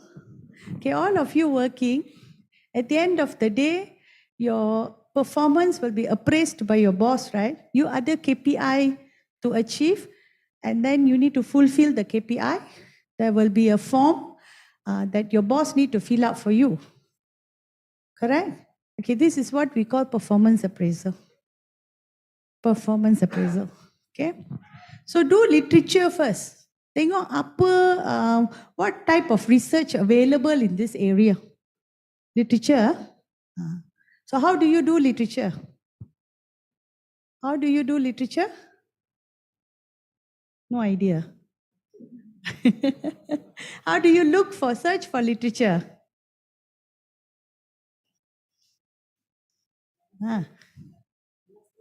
Illustrate. How do you search? Macam mana cari literature ni? Google. Google. Tanya AI, chat GPT, mana nak carikan literature? AI bagi. Pergi cari kat Google. Google Scholar. Ataupun ada web-web tertentu yang boleh carikan literature ini. Website yang tertentu. Contohnya Emerald Insight. Open University ada subscribe to Emerald Insight. Boleh cari literature. Bila nak cari, macam mana nak cari? How do you search? Keywords, correct. So you put in keywords, you look for the literature, you see what type of research available in that particular area that you intend to do research. Okay, the area of your, the focus of your area. Okay, then next, please go and find out what are the, not next slide, the earlier slide. Slide sebelumnya. Okay, please go and look into the challenges. This is most important. Remember when I asked you in the beginning, permulaannya saya tanya, apakah sebab kalian nak buat research kan? So you said there is a problem. Okay, there is a problem. So here you have to identify what are the problems. What are the challenges that make you to go and do the research? Okay, if there is no challenges, you don't do the research. What is the purpose of doing the research when there is no challenges? If semuanya baik sekali, kenapa kita mau buat that particular research? Okay, there is no meaning for you to do the research, right? So you have to see what are the challenges, what are the problems lies in that particular area. So one example that I can give is, what are the common problem in performance appraisal? What we call performance appraisal in here? Penilaian kinerja. Penilaian kinerja. Penilaian kinerja. Kinerja. Apakah masalah yang paling pertama dalam penilaian kinerja? Bosnya. Kita tanya bosnya, apa masalah pertama?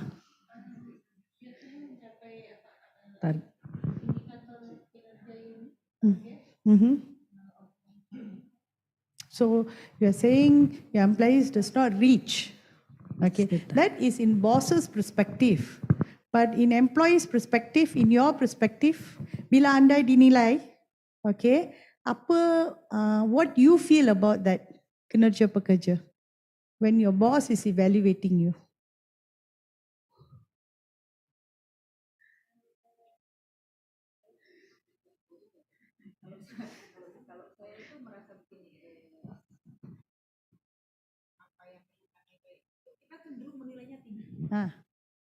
Sehingga apa yang kita nilai, penilaian kita tidak mendorong motivasi pegawai untuk bekerja baik. Jadi mau buruk mau baik nilainya So, yeah.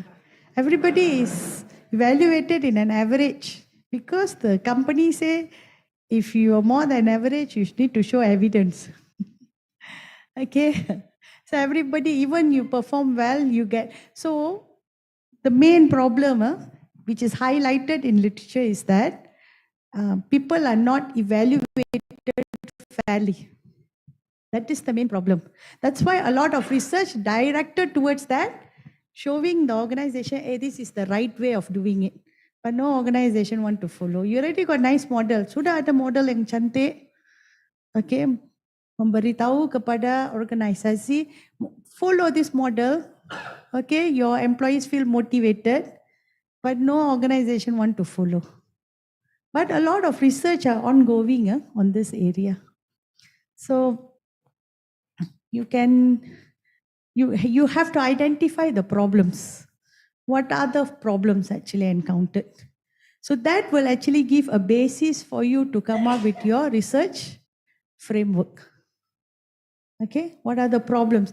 Because at the end of the day, bila buat research, your supervisor or you know that your research problem, research question, soalan-soalan yang you mau tanya dalam research dengan research objective, dia kena align. It must align properly. Research problem to research question to research objective, dia kena align. So if you don't identify your research problem properly, you cannot come up with your research questions. So let's say, for example, one of the problem for kinerja pekerja is fairness in rating. So you will ask this question: what are the factors can contribute to fair rating? Correct? So you ask this question. Then in your objective, you go and find the factors. So that's how you align. So once, next slide. Dr. Ramila, I'm sorry, you have 9 minutes left also. 9 minutes left. Okay. Kita title sahaja. So next slide. This I already covered. Okay. Once You already have an idea, okay? You already have your problem, research questions, research objective. You develop your model. Belum lagi title ya. Develop a model. Okay? So you have to come up with a model. When you're developing a model, that's when you actually referring back to literature, actually referring back to whatever theory related to the literature. So katakan motivasi. Apakah teori yang related to motivasi? What theory do you think related to motivation? Maslow. Maslow outdated already. Okay, I tell you one small story on Maslow. Maslow says you move from one hierarchy to another hierarchy. Dari satu hierarchy kepada another hierarchy. That means first survival. After that you move to the next hierarchy, your social status and so forth. Finally to self-esteem. Tetapi zaman sekarang Maslow is not applicable anymore. Sebab the generation, there is a generational gap. Generation sudah divided into 4. My grandfather's time, Maslow, 1954. Survival. Okay, my grandfather. My father, standard of living. Because they're already working, they already got good jobs. So they try to increase standard of living. Okay, my time, my father's time, holiday just inside Malaysia only. Outside all, tak apalah. But my time now, I'm taking my kids overseas. Okay, so luxury. My kids' time, what they want? Survival? No. Okay, so Maslow is no longer applicable. And even according to Maslow, he said, later part when he wrote back on his theory, Maslow said only 2% to 3% have achieved the self-actualization, the up the pyramid, the most highest. 3% sahaja. Okay, but today's generation dia tidak apa, got a lot of problems. Generational gap. The generation Z, is the most problematic. Semua company complain, these people are very difficult to train them. They don't want to stay in a job. The moment you marah mereka terus resign. Boss, saya resign. No lack of responsibility. So that's why they say Maslow is already outdated. So what are the newer theories applying for motivation? And this is where there is a gap for you to go and research. So sometimes you also need to find what is the gap in order for you to pursue the research. So apa gap tu? Boleh buat research barulah. Sebab ada keramaian yang buat research dalam behavior of generation Z sebab mereka cakap paling susah mau understand this particular generation. Sangat susah. Okay. So after you develop the model, 1 minute. Develop the model. 1 minute. This last one. You develop the model. Use the model. I can go to the next page quickly. Okay, next page. This one just example. Okay, before you can develop the model, you can come up with all the factors. So what you can do is you can put them into the fishbone or Ishikawa diagram. And then from here, you can pick up the factors and come up with your model. I just want to show the model. Next page. Next page. These models. You can come up with the model. Use this model to come up with your title. So your title will align to your research problem to research objective. Research question to the objectives that you want to measure in your research. So actually I prepared again 5 parts. The entire research, I only managed to deliver 1 part. Okay, so any questions? Thank you so much for listening. Any questions? So use your model as a basis to develop your title. So it will align properly. Yeah. Okay, thank you, Dr. Ramila. Would you please raise a hand for her? Your insight was truly enlightening. So, ladies and gentlemen, especially our Z generation who's coming here. I'm sure today's session both informative and provoking, right? So I invite you, all of you, to actively participate. Please feel free to raise your hand and ask your question or anything, or your share your thoughts or your insight. Do not hesitate. Adik-adik semua nggak usah ragu-ragu. You don't have to speak in English. You can ask in Malay or Bahasa. Is it okay? I'm sure our speakers will understand without to translate that. Yeah. So as token appreciation, the OC has prepared some gifts for those who actively contribute to discussion. Ya, adik-adik, jadi nanti ada hadiah dari panitia kita nih yang sudah mempersiapkan jauh-jauh hari bagi adik-adik yang atau semua all participants, not only our students. Yeah. Of course, on the Zoom as well. We invite not only who come here online, offline, but also we invite the online participants to actively participate for the Zoom. Who's the moderator for the Zoom? Yeah, just raise your hand and then unmute your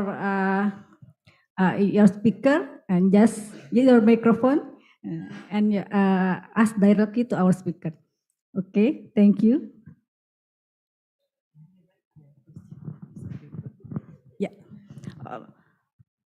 If you don't want to ask directly, you can write down your question on your paper and pass it through us. Of course.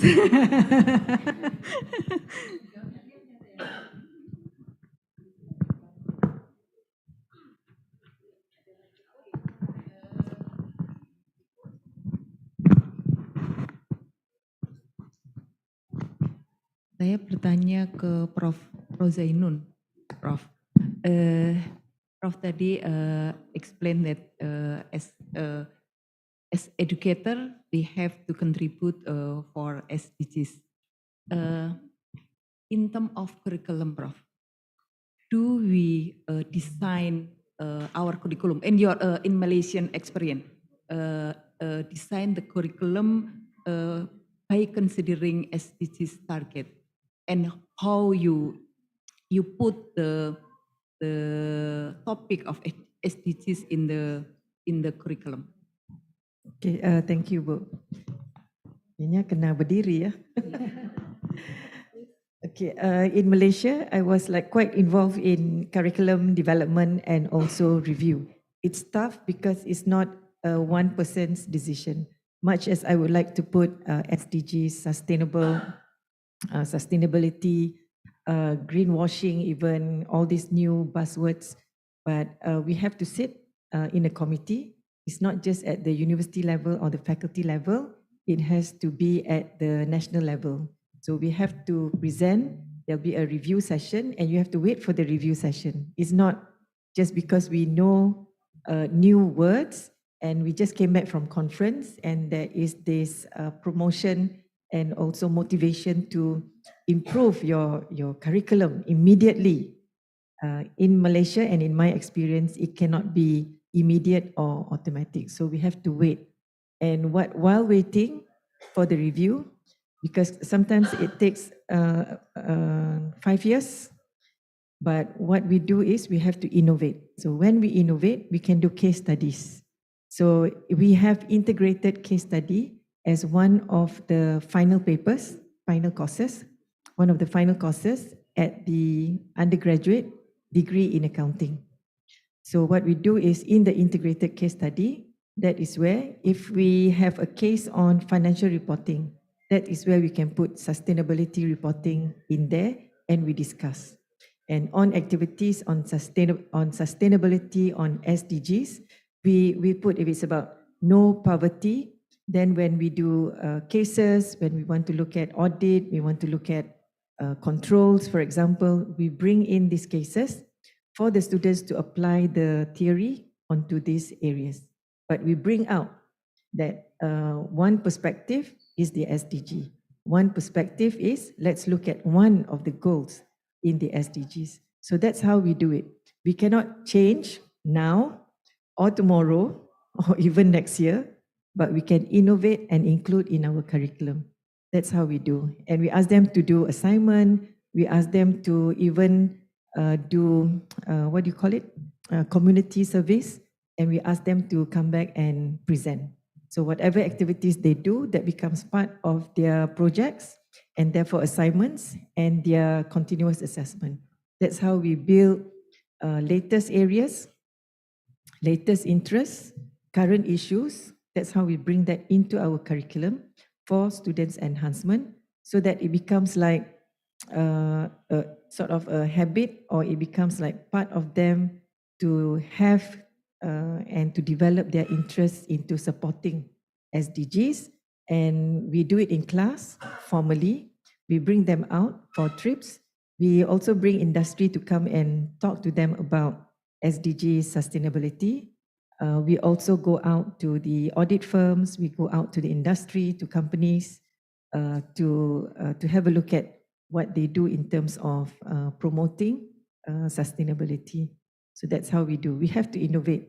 So even though it's not in the curriculum, it's okay. We can always share with them through all these courses that they are learning. So if they are just doing financial reporting, making the adjustments, then we can have that one additional theory question, how sustainability can be incorporated. That when we pick up articles, we pick up articles relating to the new area.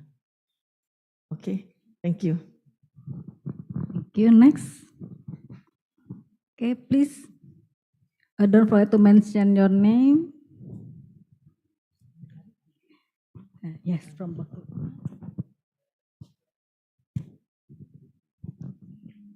Kita tolak-tolak. Perkenalkan, nama saya Nafsia.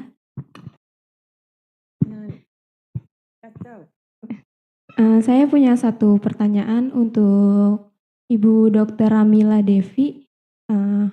What is best practice when I am research? Karena sebelumnya saya sudah melakukan research pada karya ilmiah saya, dan ketika melakukan itu saya suka stuck gitu loh untuk pemikirannya, kayak cukup sampai di situ dan merasa sulit untuk melanjutkan ke research selanjutnya. Kayak gitu, kurang lebih bagaimana cara saya melakukan fokus kembali untuk melakukan research yang saya lakukan. Dr. Ramila, please, do you need me to translate the question or not? She did the research, but she stuck halfway. How to go back? Yeah. Okay. So you have to relook into again what outcome that you want to achieve at the end of the day. So what is your research is about? Untuk judulnya itu waktu itu strategi pemasaran. Saya meneliti tentang satu perusahaan restoran, nah itu melakukan tentang strategi marketing di era digital. Tapi she got stuck. But what outcome she want to show at the end of the day? What you want to show at the end of the day? From your research, what you want to show at the end of the day? So you must have clarity on terms of that outcome. Outcome dia hasilnya apa yang diharapkan pada akhir penelitian ini yang akan dilakukan. Betul. Untuk hasil yang mau diharapkan itu bagaimana perusahaan ini tetap bertahan saat itu di eranya COVID, tetap berlanjut dan tidak ada pengurangan karyawan dan sebagainya. Okay. So you have to go back. That means that you need to backtrack. So this is what you want to achieve. You need to backtrack. You need to come up with a model. So what can be done in order for you to continue? Because you want to show the continuation, right? The continuation means keberlanjutan. Keberlanjutan, correct? Keberlangsungan. Keberlangsungan, yes. So you want to show the continuation. So what you need to do is you have to relook into your framework. So what you're doing is, does it map it to what outcome you want to achieve at the end of the day or not? Ya, jadi kembali lagi ke framework risetnya, kira-kira dengan ketika menemukan stuck, kembali lagi ke frameworknya, apakah sudah seperti frameworknya, kemudian menjalankan kembali framework yang sudah ada agar penelitian itu kembali berlanjut sehingga dapat diselesaikan sesuai dengan framework yang ada, kurang lebih. Gimana? Ada lagi? Sudah cukup, terima kasih. Ya, sama-sama, thank you. Ya. Is there any? Okay.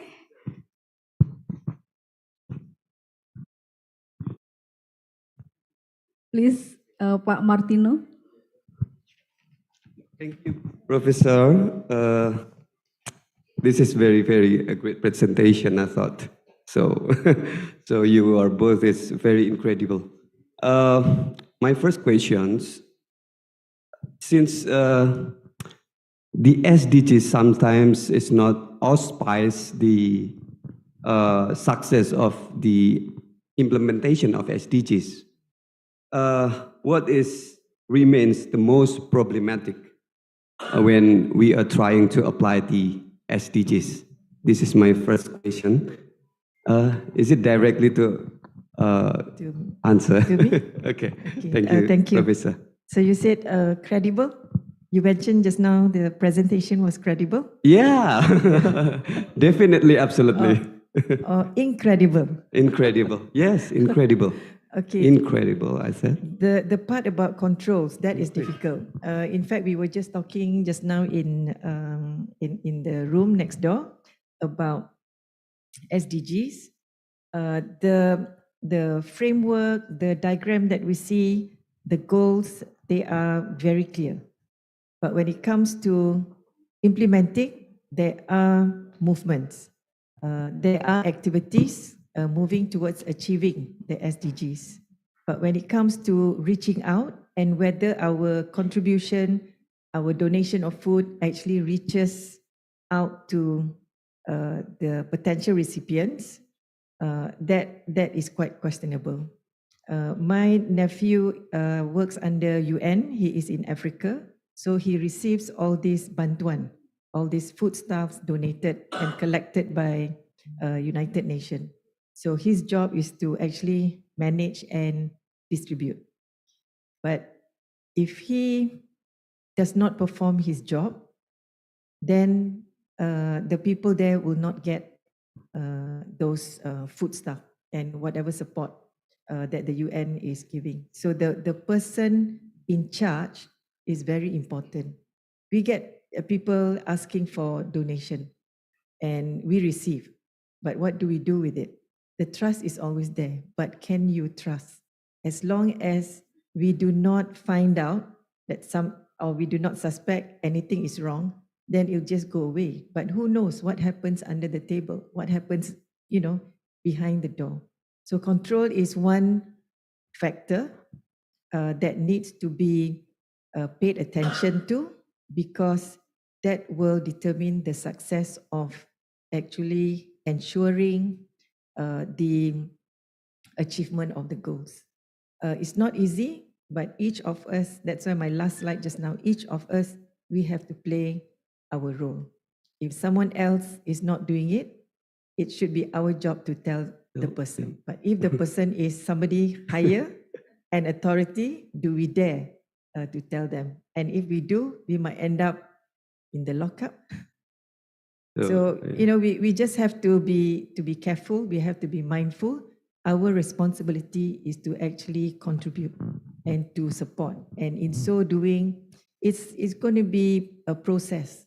It is sometimes difficult, but that should not stop us from progressing and from still, I would use the word fighting, towards ensuring we play our part in contributing to achieve the SDGs. Thank you. Control. Yeah, thank you, Professor. And secondly, having said that, we are living in the very maybe profound, dire situation of this current situation of the world, right? So, what prevents sustainable development from happening? What prevents now we are implementing the sustainable development goals? My answer would be people. People. Yeah. Because it is the people's decision. Because if you say it has to be the authority, it has to be the ministry, maybe, it has to be that company who actually drives the company, who actually drives at the ministry level, at the authority level, what or who actually pushes for the SDGs to be achieved. It's us. But if it's us, maybe at our level, we won't be able to, because we are not the authority, but we can contribute. So what prevents, to me, it's the people, it's the decision. So it's, what is in your heart. And hopefully those at the authority level, they'll be the ones feeling that strong responsibility to ensure that they will do a good job and that they will push towards achieving the SDGs. So if there's anything, I'm still thinking if there can be any other factor that can prevent. I can't think of anything except people. If you counter, you say, what about policy? And who makes the policy? It's the people. People as in, who is in authority. So it goes back to the people. It goes back to human resource. So yes, interesting to study on human resource. Thank you. Thank you so much indeed, Professor. Interesting, right? Yeah. You can do a lot of research. Yeah. That is one topic. So the problem is the achievement of SDGs. And what would be the factors influencing the achieving of SDGs? If you want, one of it would be people. The other one would be policy. Policy. Yeah. Okay. And the other one would be the basically resources, whereby the availability of the foodstuff and things that you want to contribute to the SDGs. Yes. Okay, thank you so much indeed, Professor. Thank you. And maybe another question before ahead, Professor Rosma. I'm sorry, yeah. Pak Martino, because we have many questions online.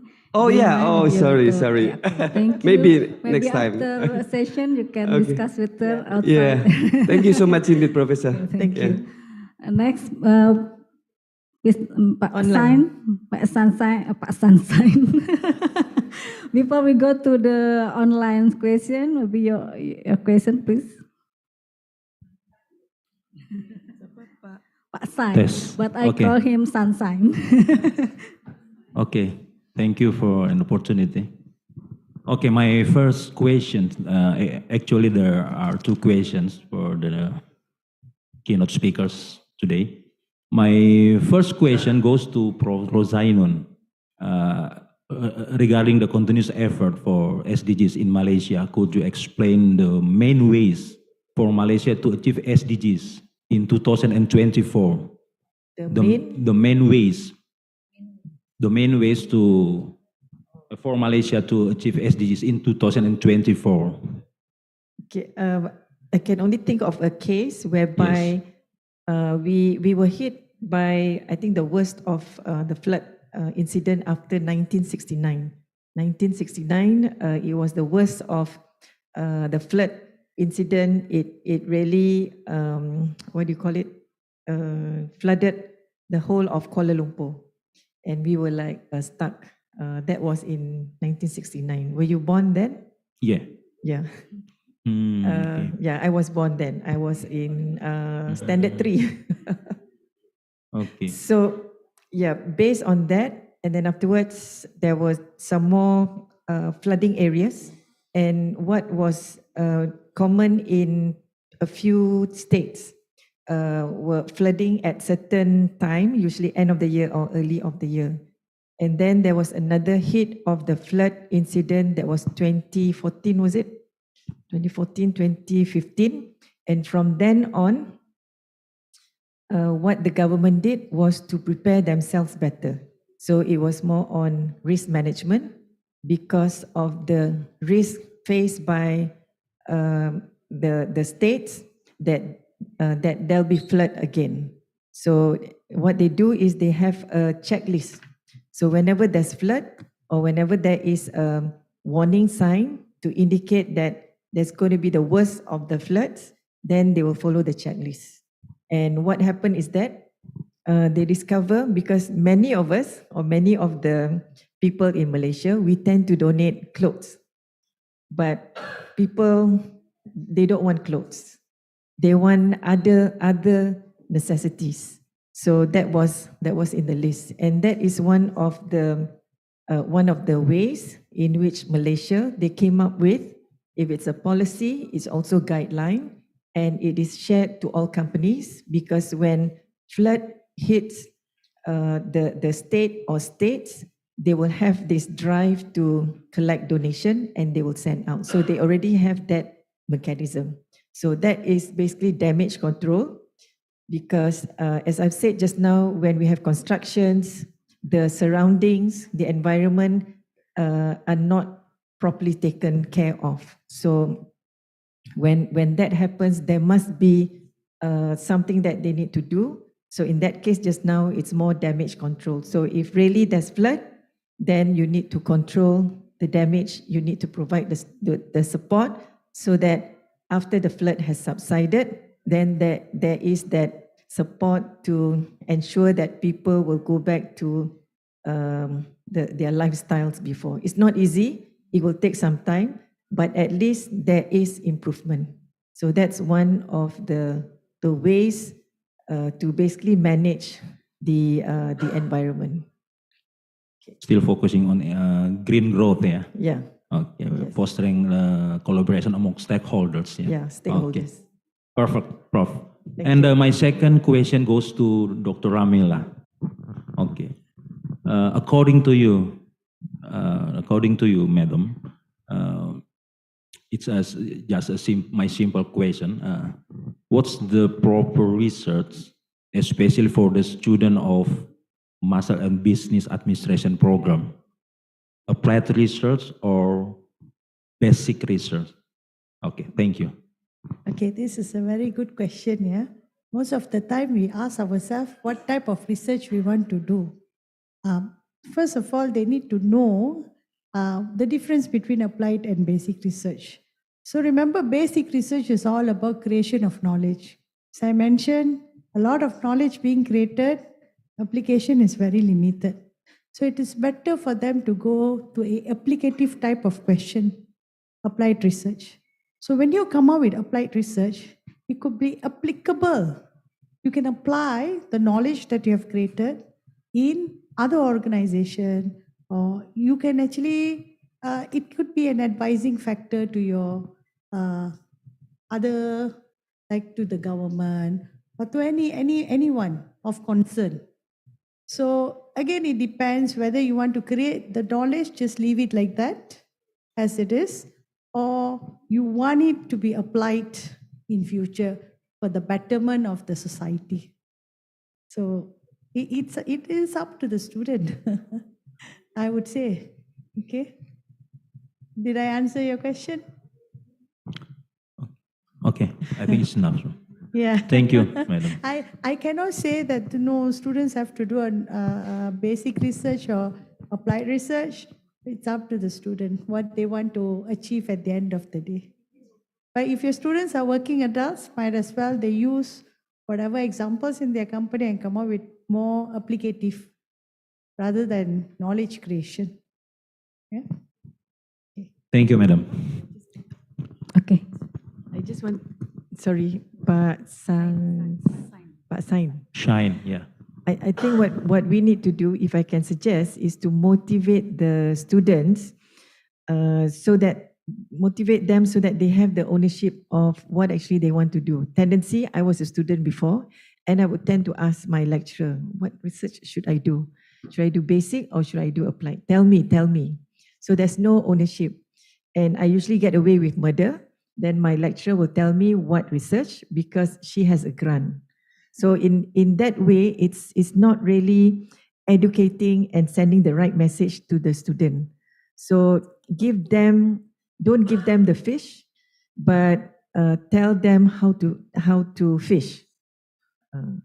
So they're so easy. Nak buat basic or applied, basic or applied. So the lecturer is there. We respect, we look up upon the lecturer, and more often than not, the lecturer will tell the student. But at that level, when you do research, the ownership must be with the researcher and with the student. So they have to decide whether basic or applied. And one thing is that when they decide, it is on them. So that if they are stuck, and if we tell them, do basic, do applied, then when they get stuck, they will say, ni Pak Sain suruh buat basic research. So don't. Let them decide and ask them to take the ownership. Thanks. Thank you for the insight, Professor. Perfect. Okay. We have two questions from online participants. I think it goes to Dr. Ramila. First one is from Ibu Maya Safira Dewi. The question is how to find the gap of the research. And the second one, it comes from Ibu Hirau Resti. She asks how to find the novelty in research. Please, Dr. Ramila. Okay. Most of the time, what happened here is that when we do research, we fail to look into what benefit that we can derive from the research. Okay. What are the benefits, the manfaat daripada that particular research? So when we search for the topic, right? Let's say, for example, one particular area that we are very much interested, sustainability, for example, we go and search. There are a lot of research available. Okay. Now you do your literature review. But when you do the literature review, there is steps for you to follow, which was my second part of presentation today. Steps for you to follow to identify the gaps. The gaps means what are the areas that people often overlooked, that people don't include into their research. They often overlook. And this could be a research point for yourself. So you have to read. You have to make comparison between the available research, available material, get a deeper understanding, and then you need to find out what are the areas that people often overlook. They don't focus, and that becomes the gaps for you. And that gaps can actually create the novelty for the research. Novelty means it actually creates that kind of differentiation, kelayanan, daripada research yang ada kat sana. Yeah. So that's why your supervisor or your lecturer always tells that please look for the gaps in order to create the novelty of the research. So start with literature review, identify the gaps using the literature review. But you must also have a deeper understanding about the area that you want to do research. Thank you, Dr. Ramila. You want to add to that? Can I add on that? When you back to Pak Sain just now, when you take that ownership, when you ask the student to decide, they must have a reason why. So they have to tell you why they want to choose basic and why they want to choose applied. So they will have to tell you, not you tell them. So similarly in this case, back onto the question just now, Dr. Ramila was saying, please read. So we have to read. Even in our religion, Iqra, Bismi Rabbikal Ladzi Khalaq. So you have to read. It comes from there. So you have to read, no choice. But for me, I learned the hard way because I have a good lecturer. So I tend to depend on the lecturer. And even during coursework, the lecturer always helped me. So when it comes to research, I find it difficult to find ownership. I find my lecturer. So, we have to change. So in whatever we do, and if you read, you have to come up with what is the gap? How do you go about it? Kena cari sendiri. You have to, no choice. Okay, thank you. Thank you, ladies and gentlemen. Because of the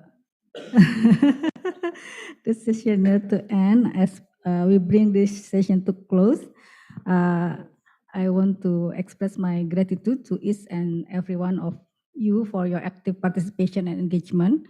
Today we have already discussed how academic landscape to support SDGs and how the methodology to reach the goals. From Professor Rozainun, I highlight that the most influencing factor to support SDGs implementation is people. It is us, actually. Implement and prevent is us, people. Yeah. And from Dr. Ramila, we learned that research not only to create knowledge, but also to create practical way to using the ideas to make this world a better living for everyone, right? So, ladies and gentlemen, we are as academic community play a pivot role in shaping the narrative, conducting research, and educating the next generation of leaders, our future leaders, the Generation Z, who will, the next president, who will drive positive change. Of course, it requires continuing learnings, collaboration, and action and commitment, as Professor. So we together we have opportunity to contribute the positive transformation that SDGs represent. A special thank you to our esteemed speakers, Prof. Rozainun and Dr. Ramila, for sharing your expertise and insight with us today. Let's embrace the challenge and opportunity that lie on our journey towards sustainable future. We all here in UT cannot wait to collaborate with both of you. And for those who's lucky, the OC will contact you further. Thank you very much. See you soon. I'll hand over to the MC. Thank you.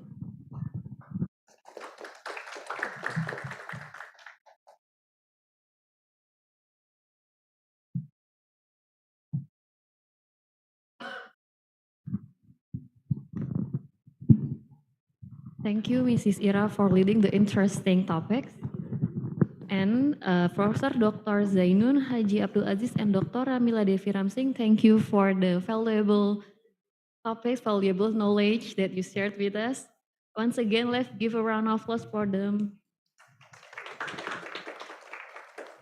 Professor Dr. Zainun Haji Abdul Aziz and Dr. Ramila Devi Ramsing and also Mrs. Ira, please stay in the front because we would like to give the gifts and also the certificate from the Vice Dean of the Faculty of Economics and Business Universitas Terbuka. So please for Mrs. Dr. Kurnia Endah Riana and also Mrs. Yeni Widyastuti to come to the front.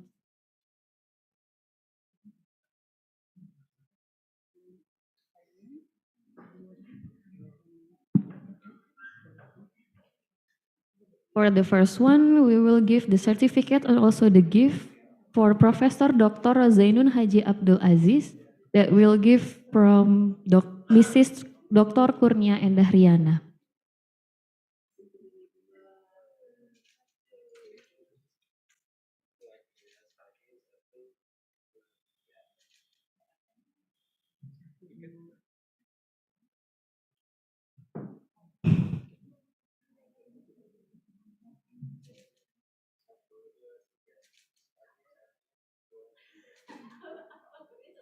And the next one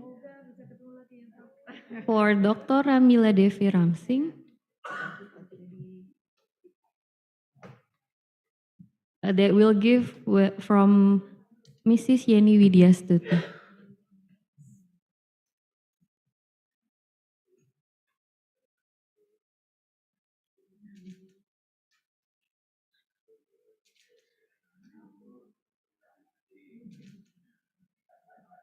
Thank you.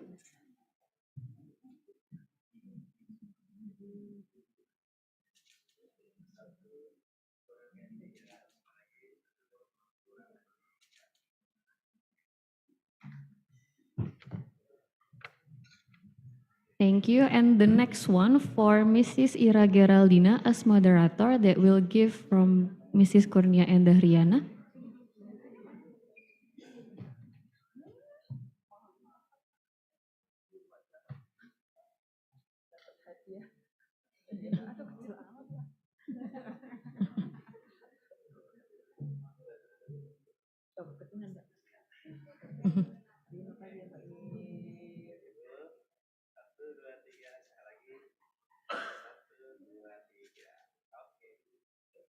And now let's take the group photo.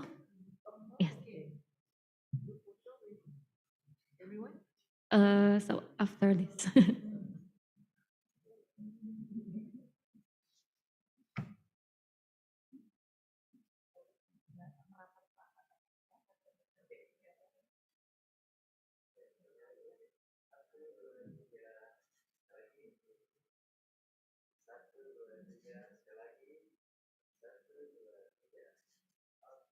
And I would like to invite the head of Accounting Study Program, Management Study Program, Development Economic Study Program, Tourism Study Program, Public Sector Accounting Study Program, Syariah Economic Study Program, Master of Management Study Program, and the head of Doctoral of Management Study Program to come to the front to take the group photo.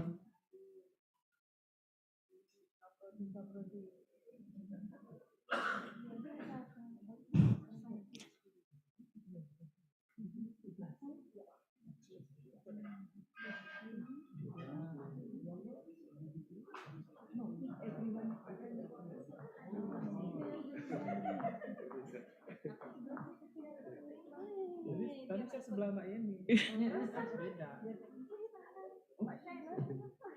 Sini berat ke sini, Pak. Oh, biasa ke sini.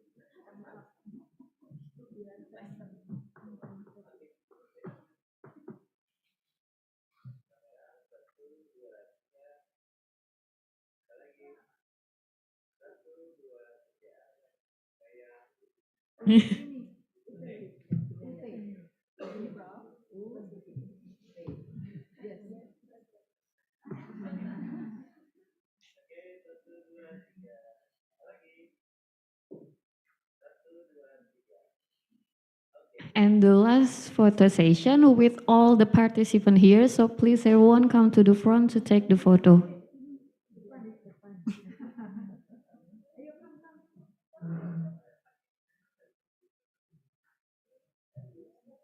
So everyone please come to the front to take the photo.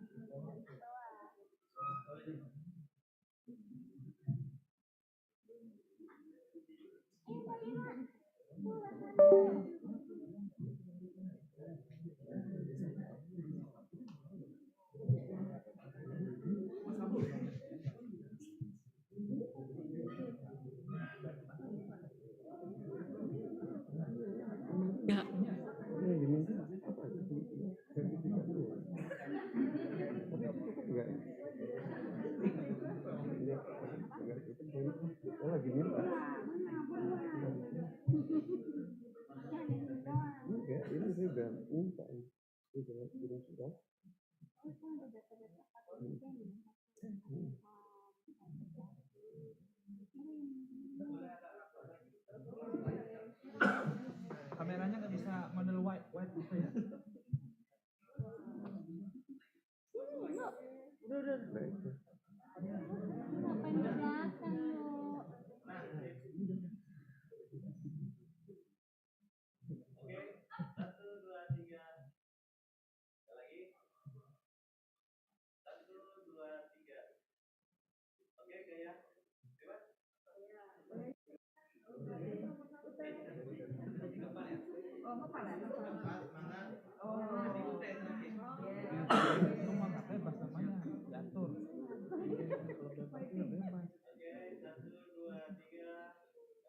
Recording stopped.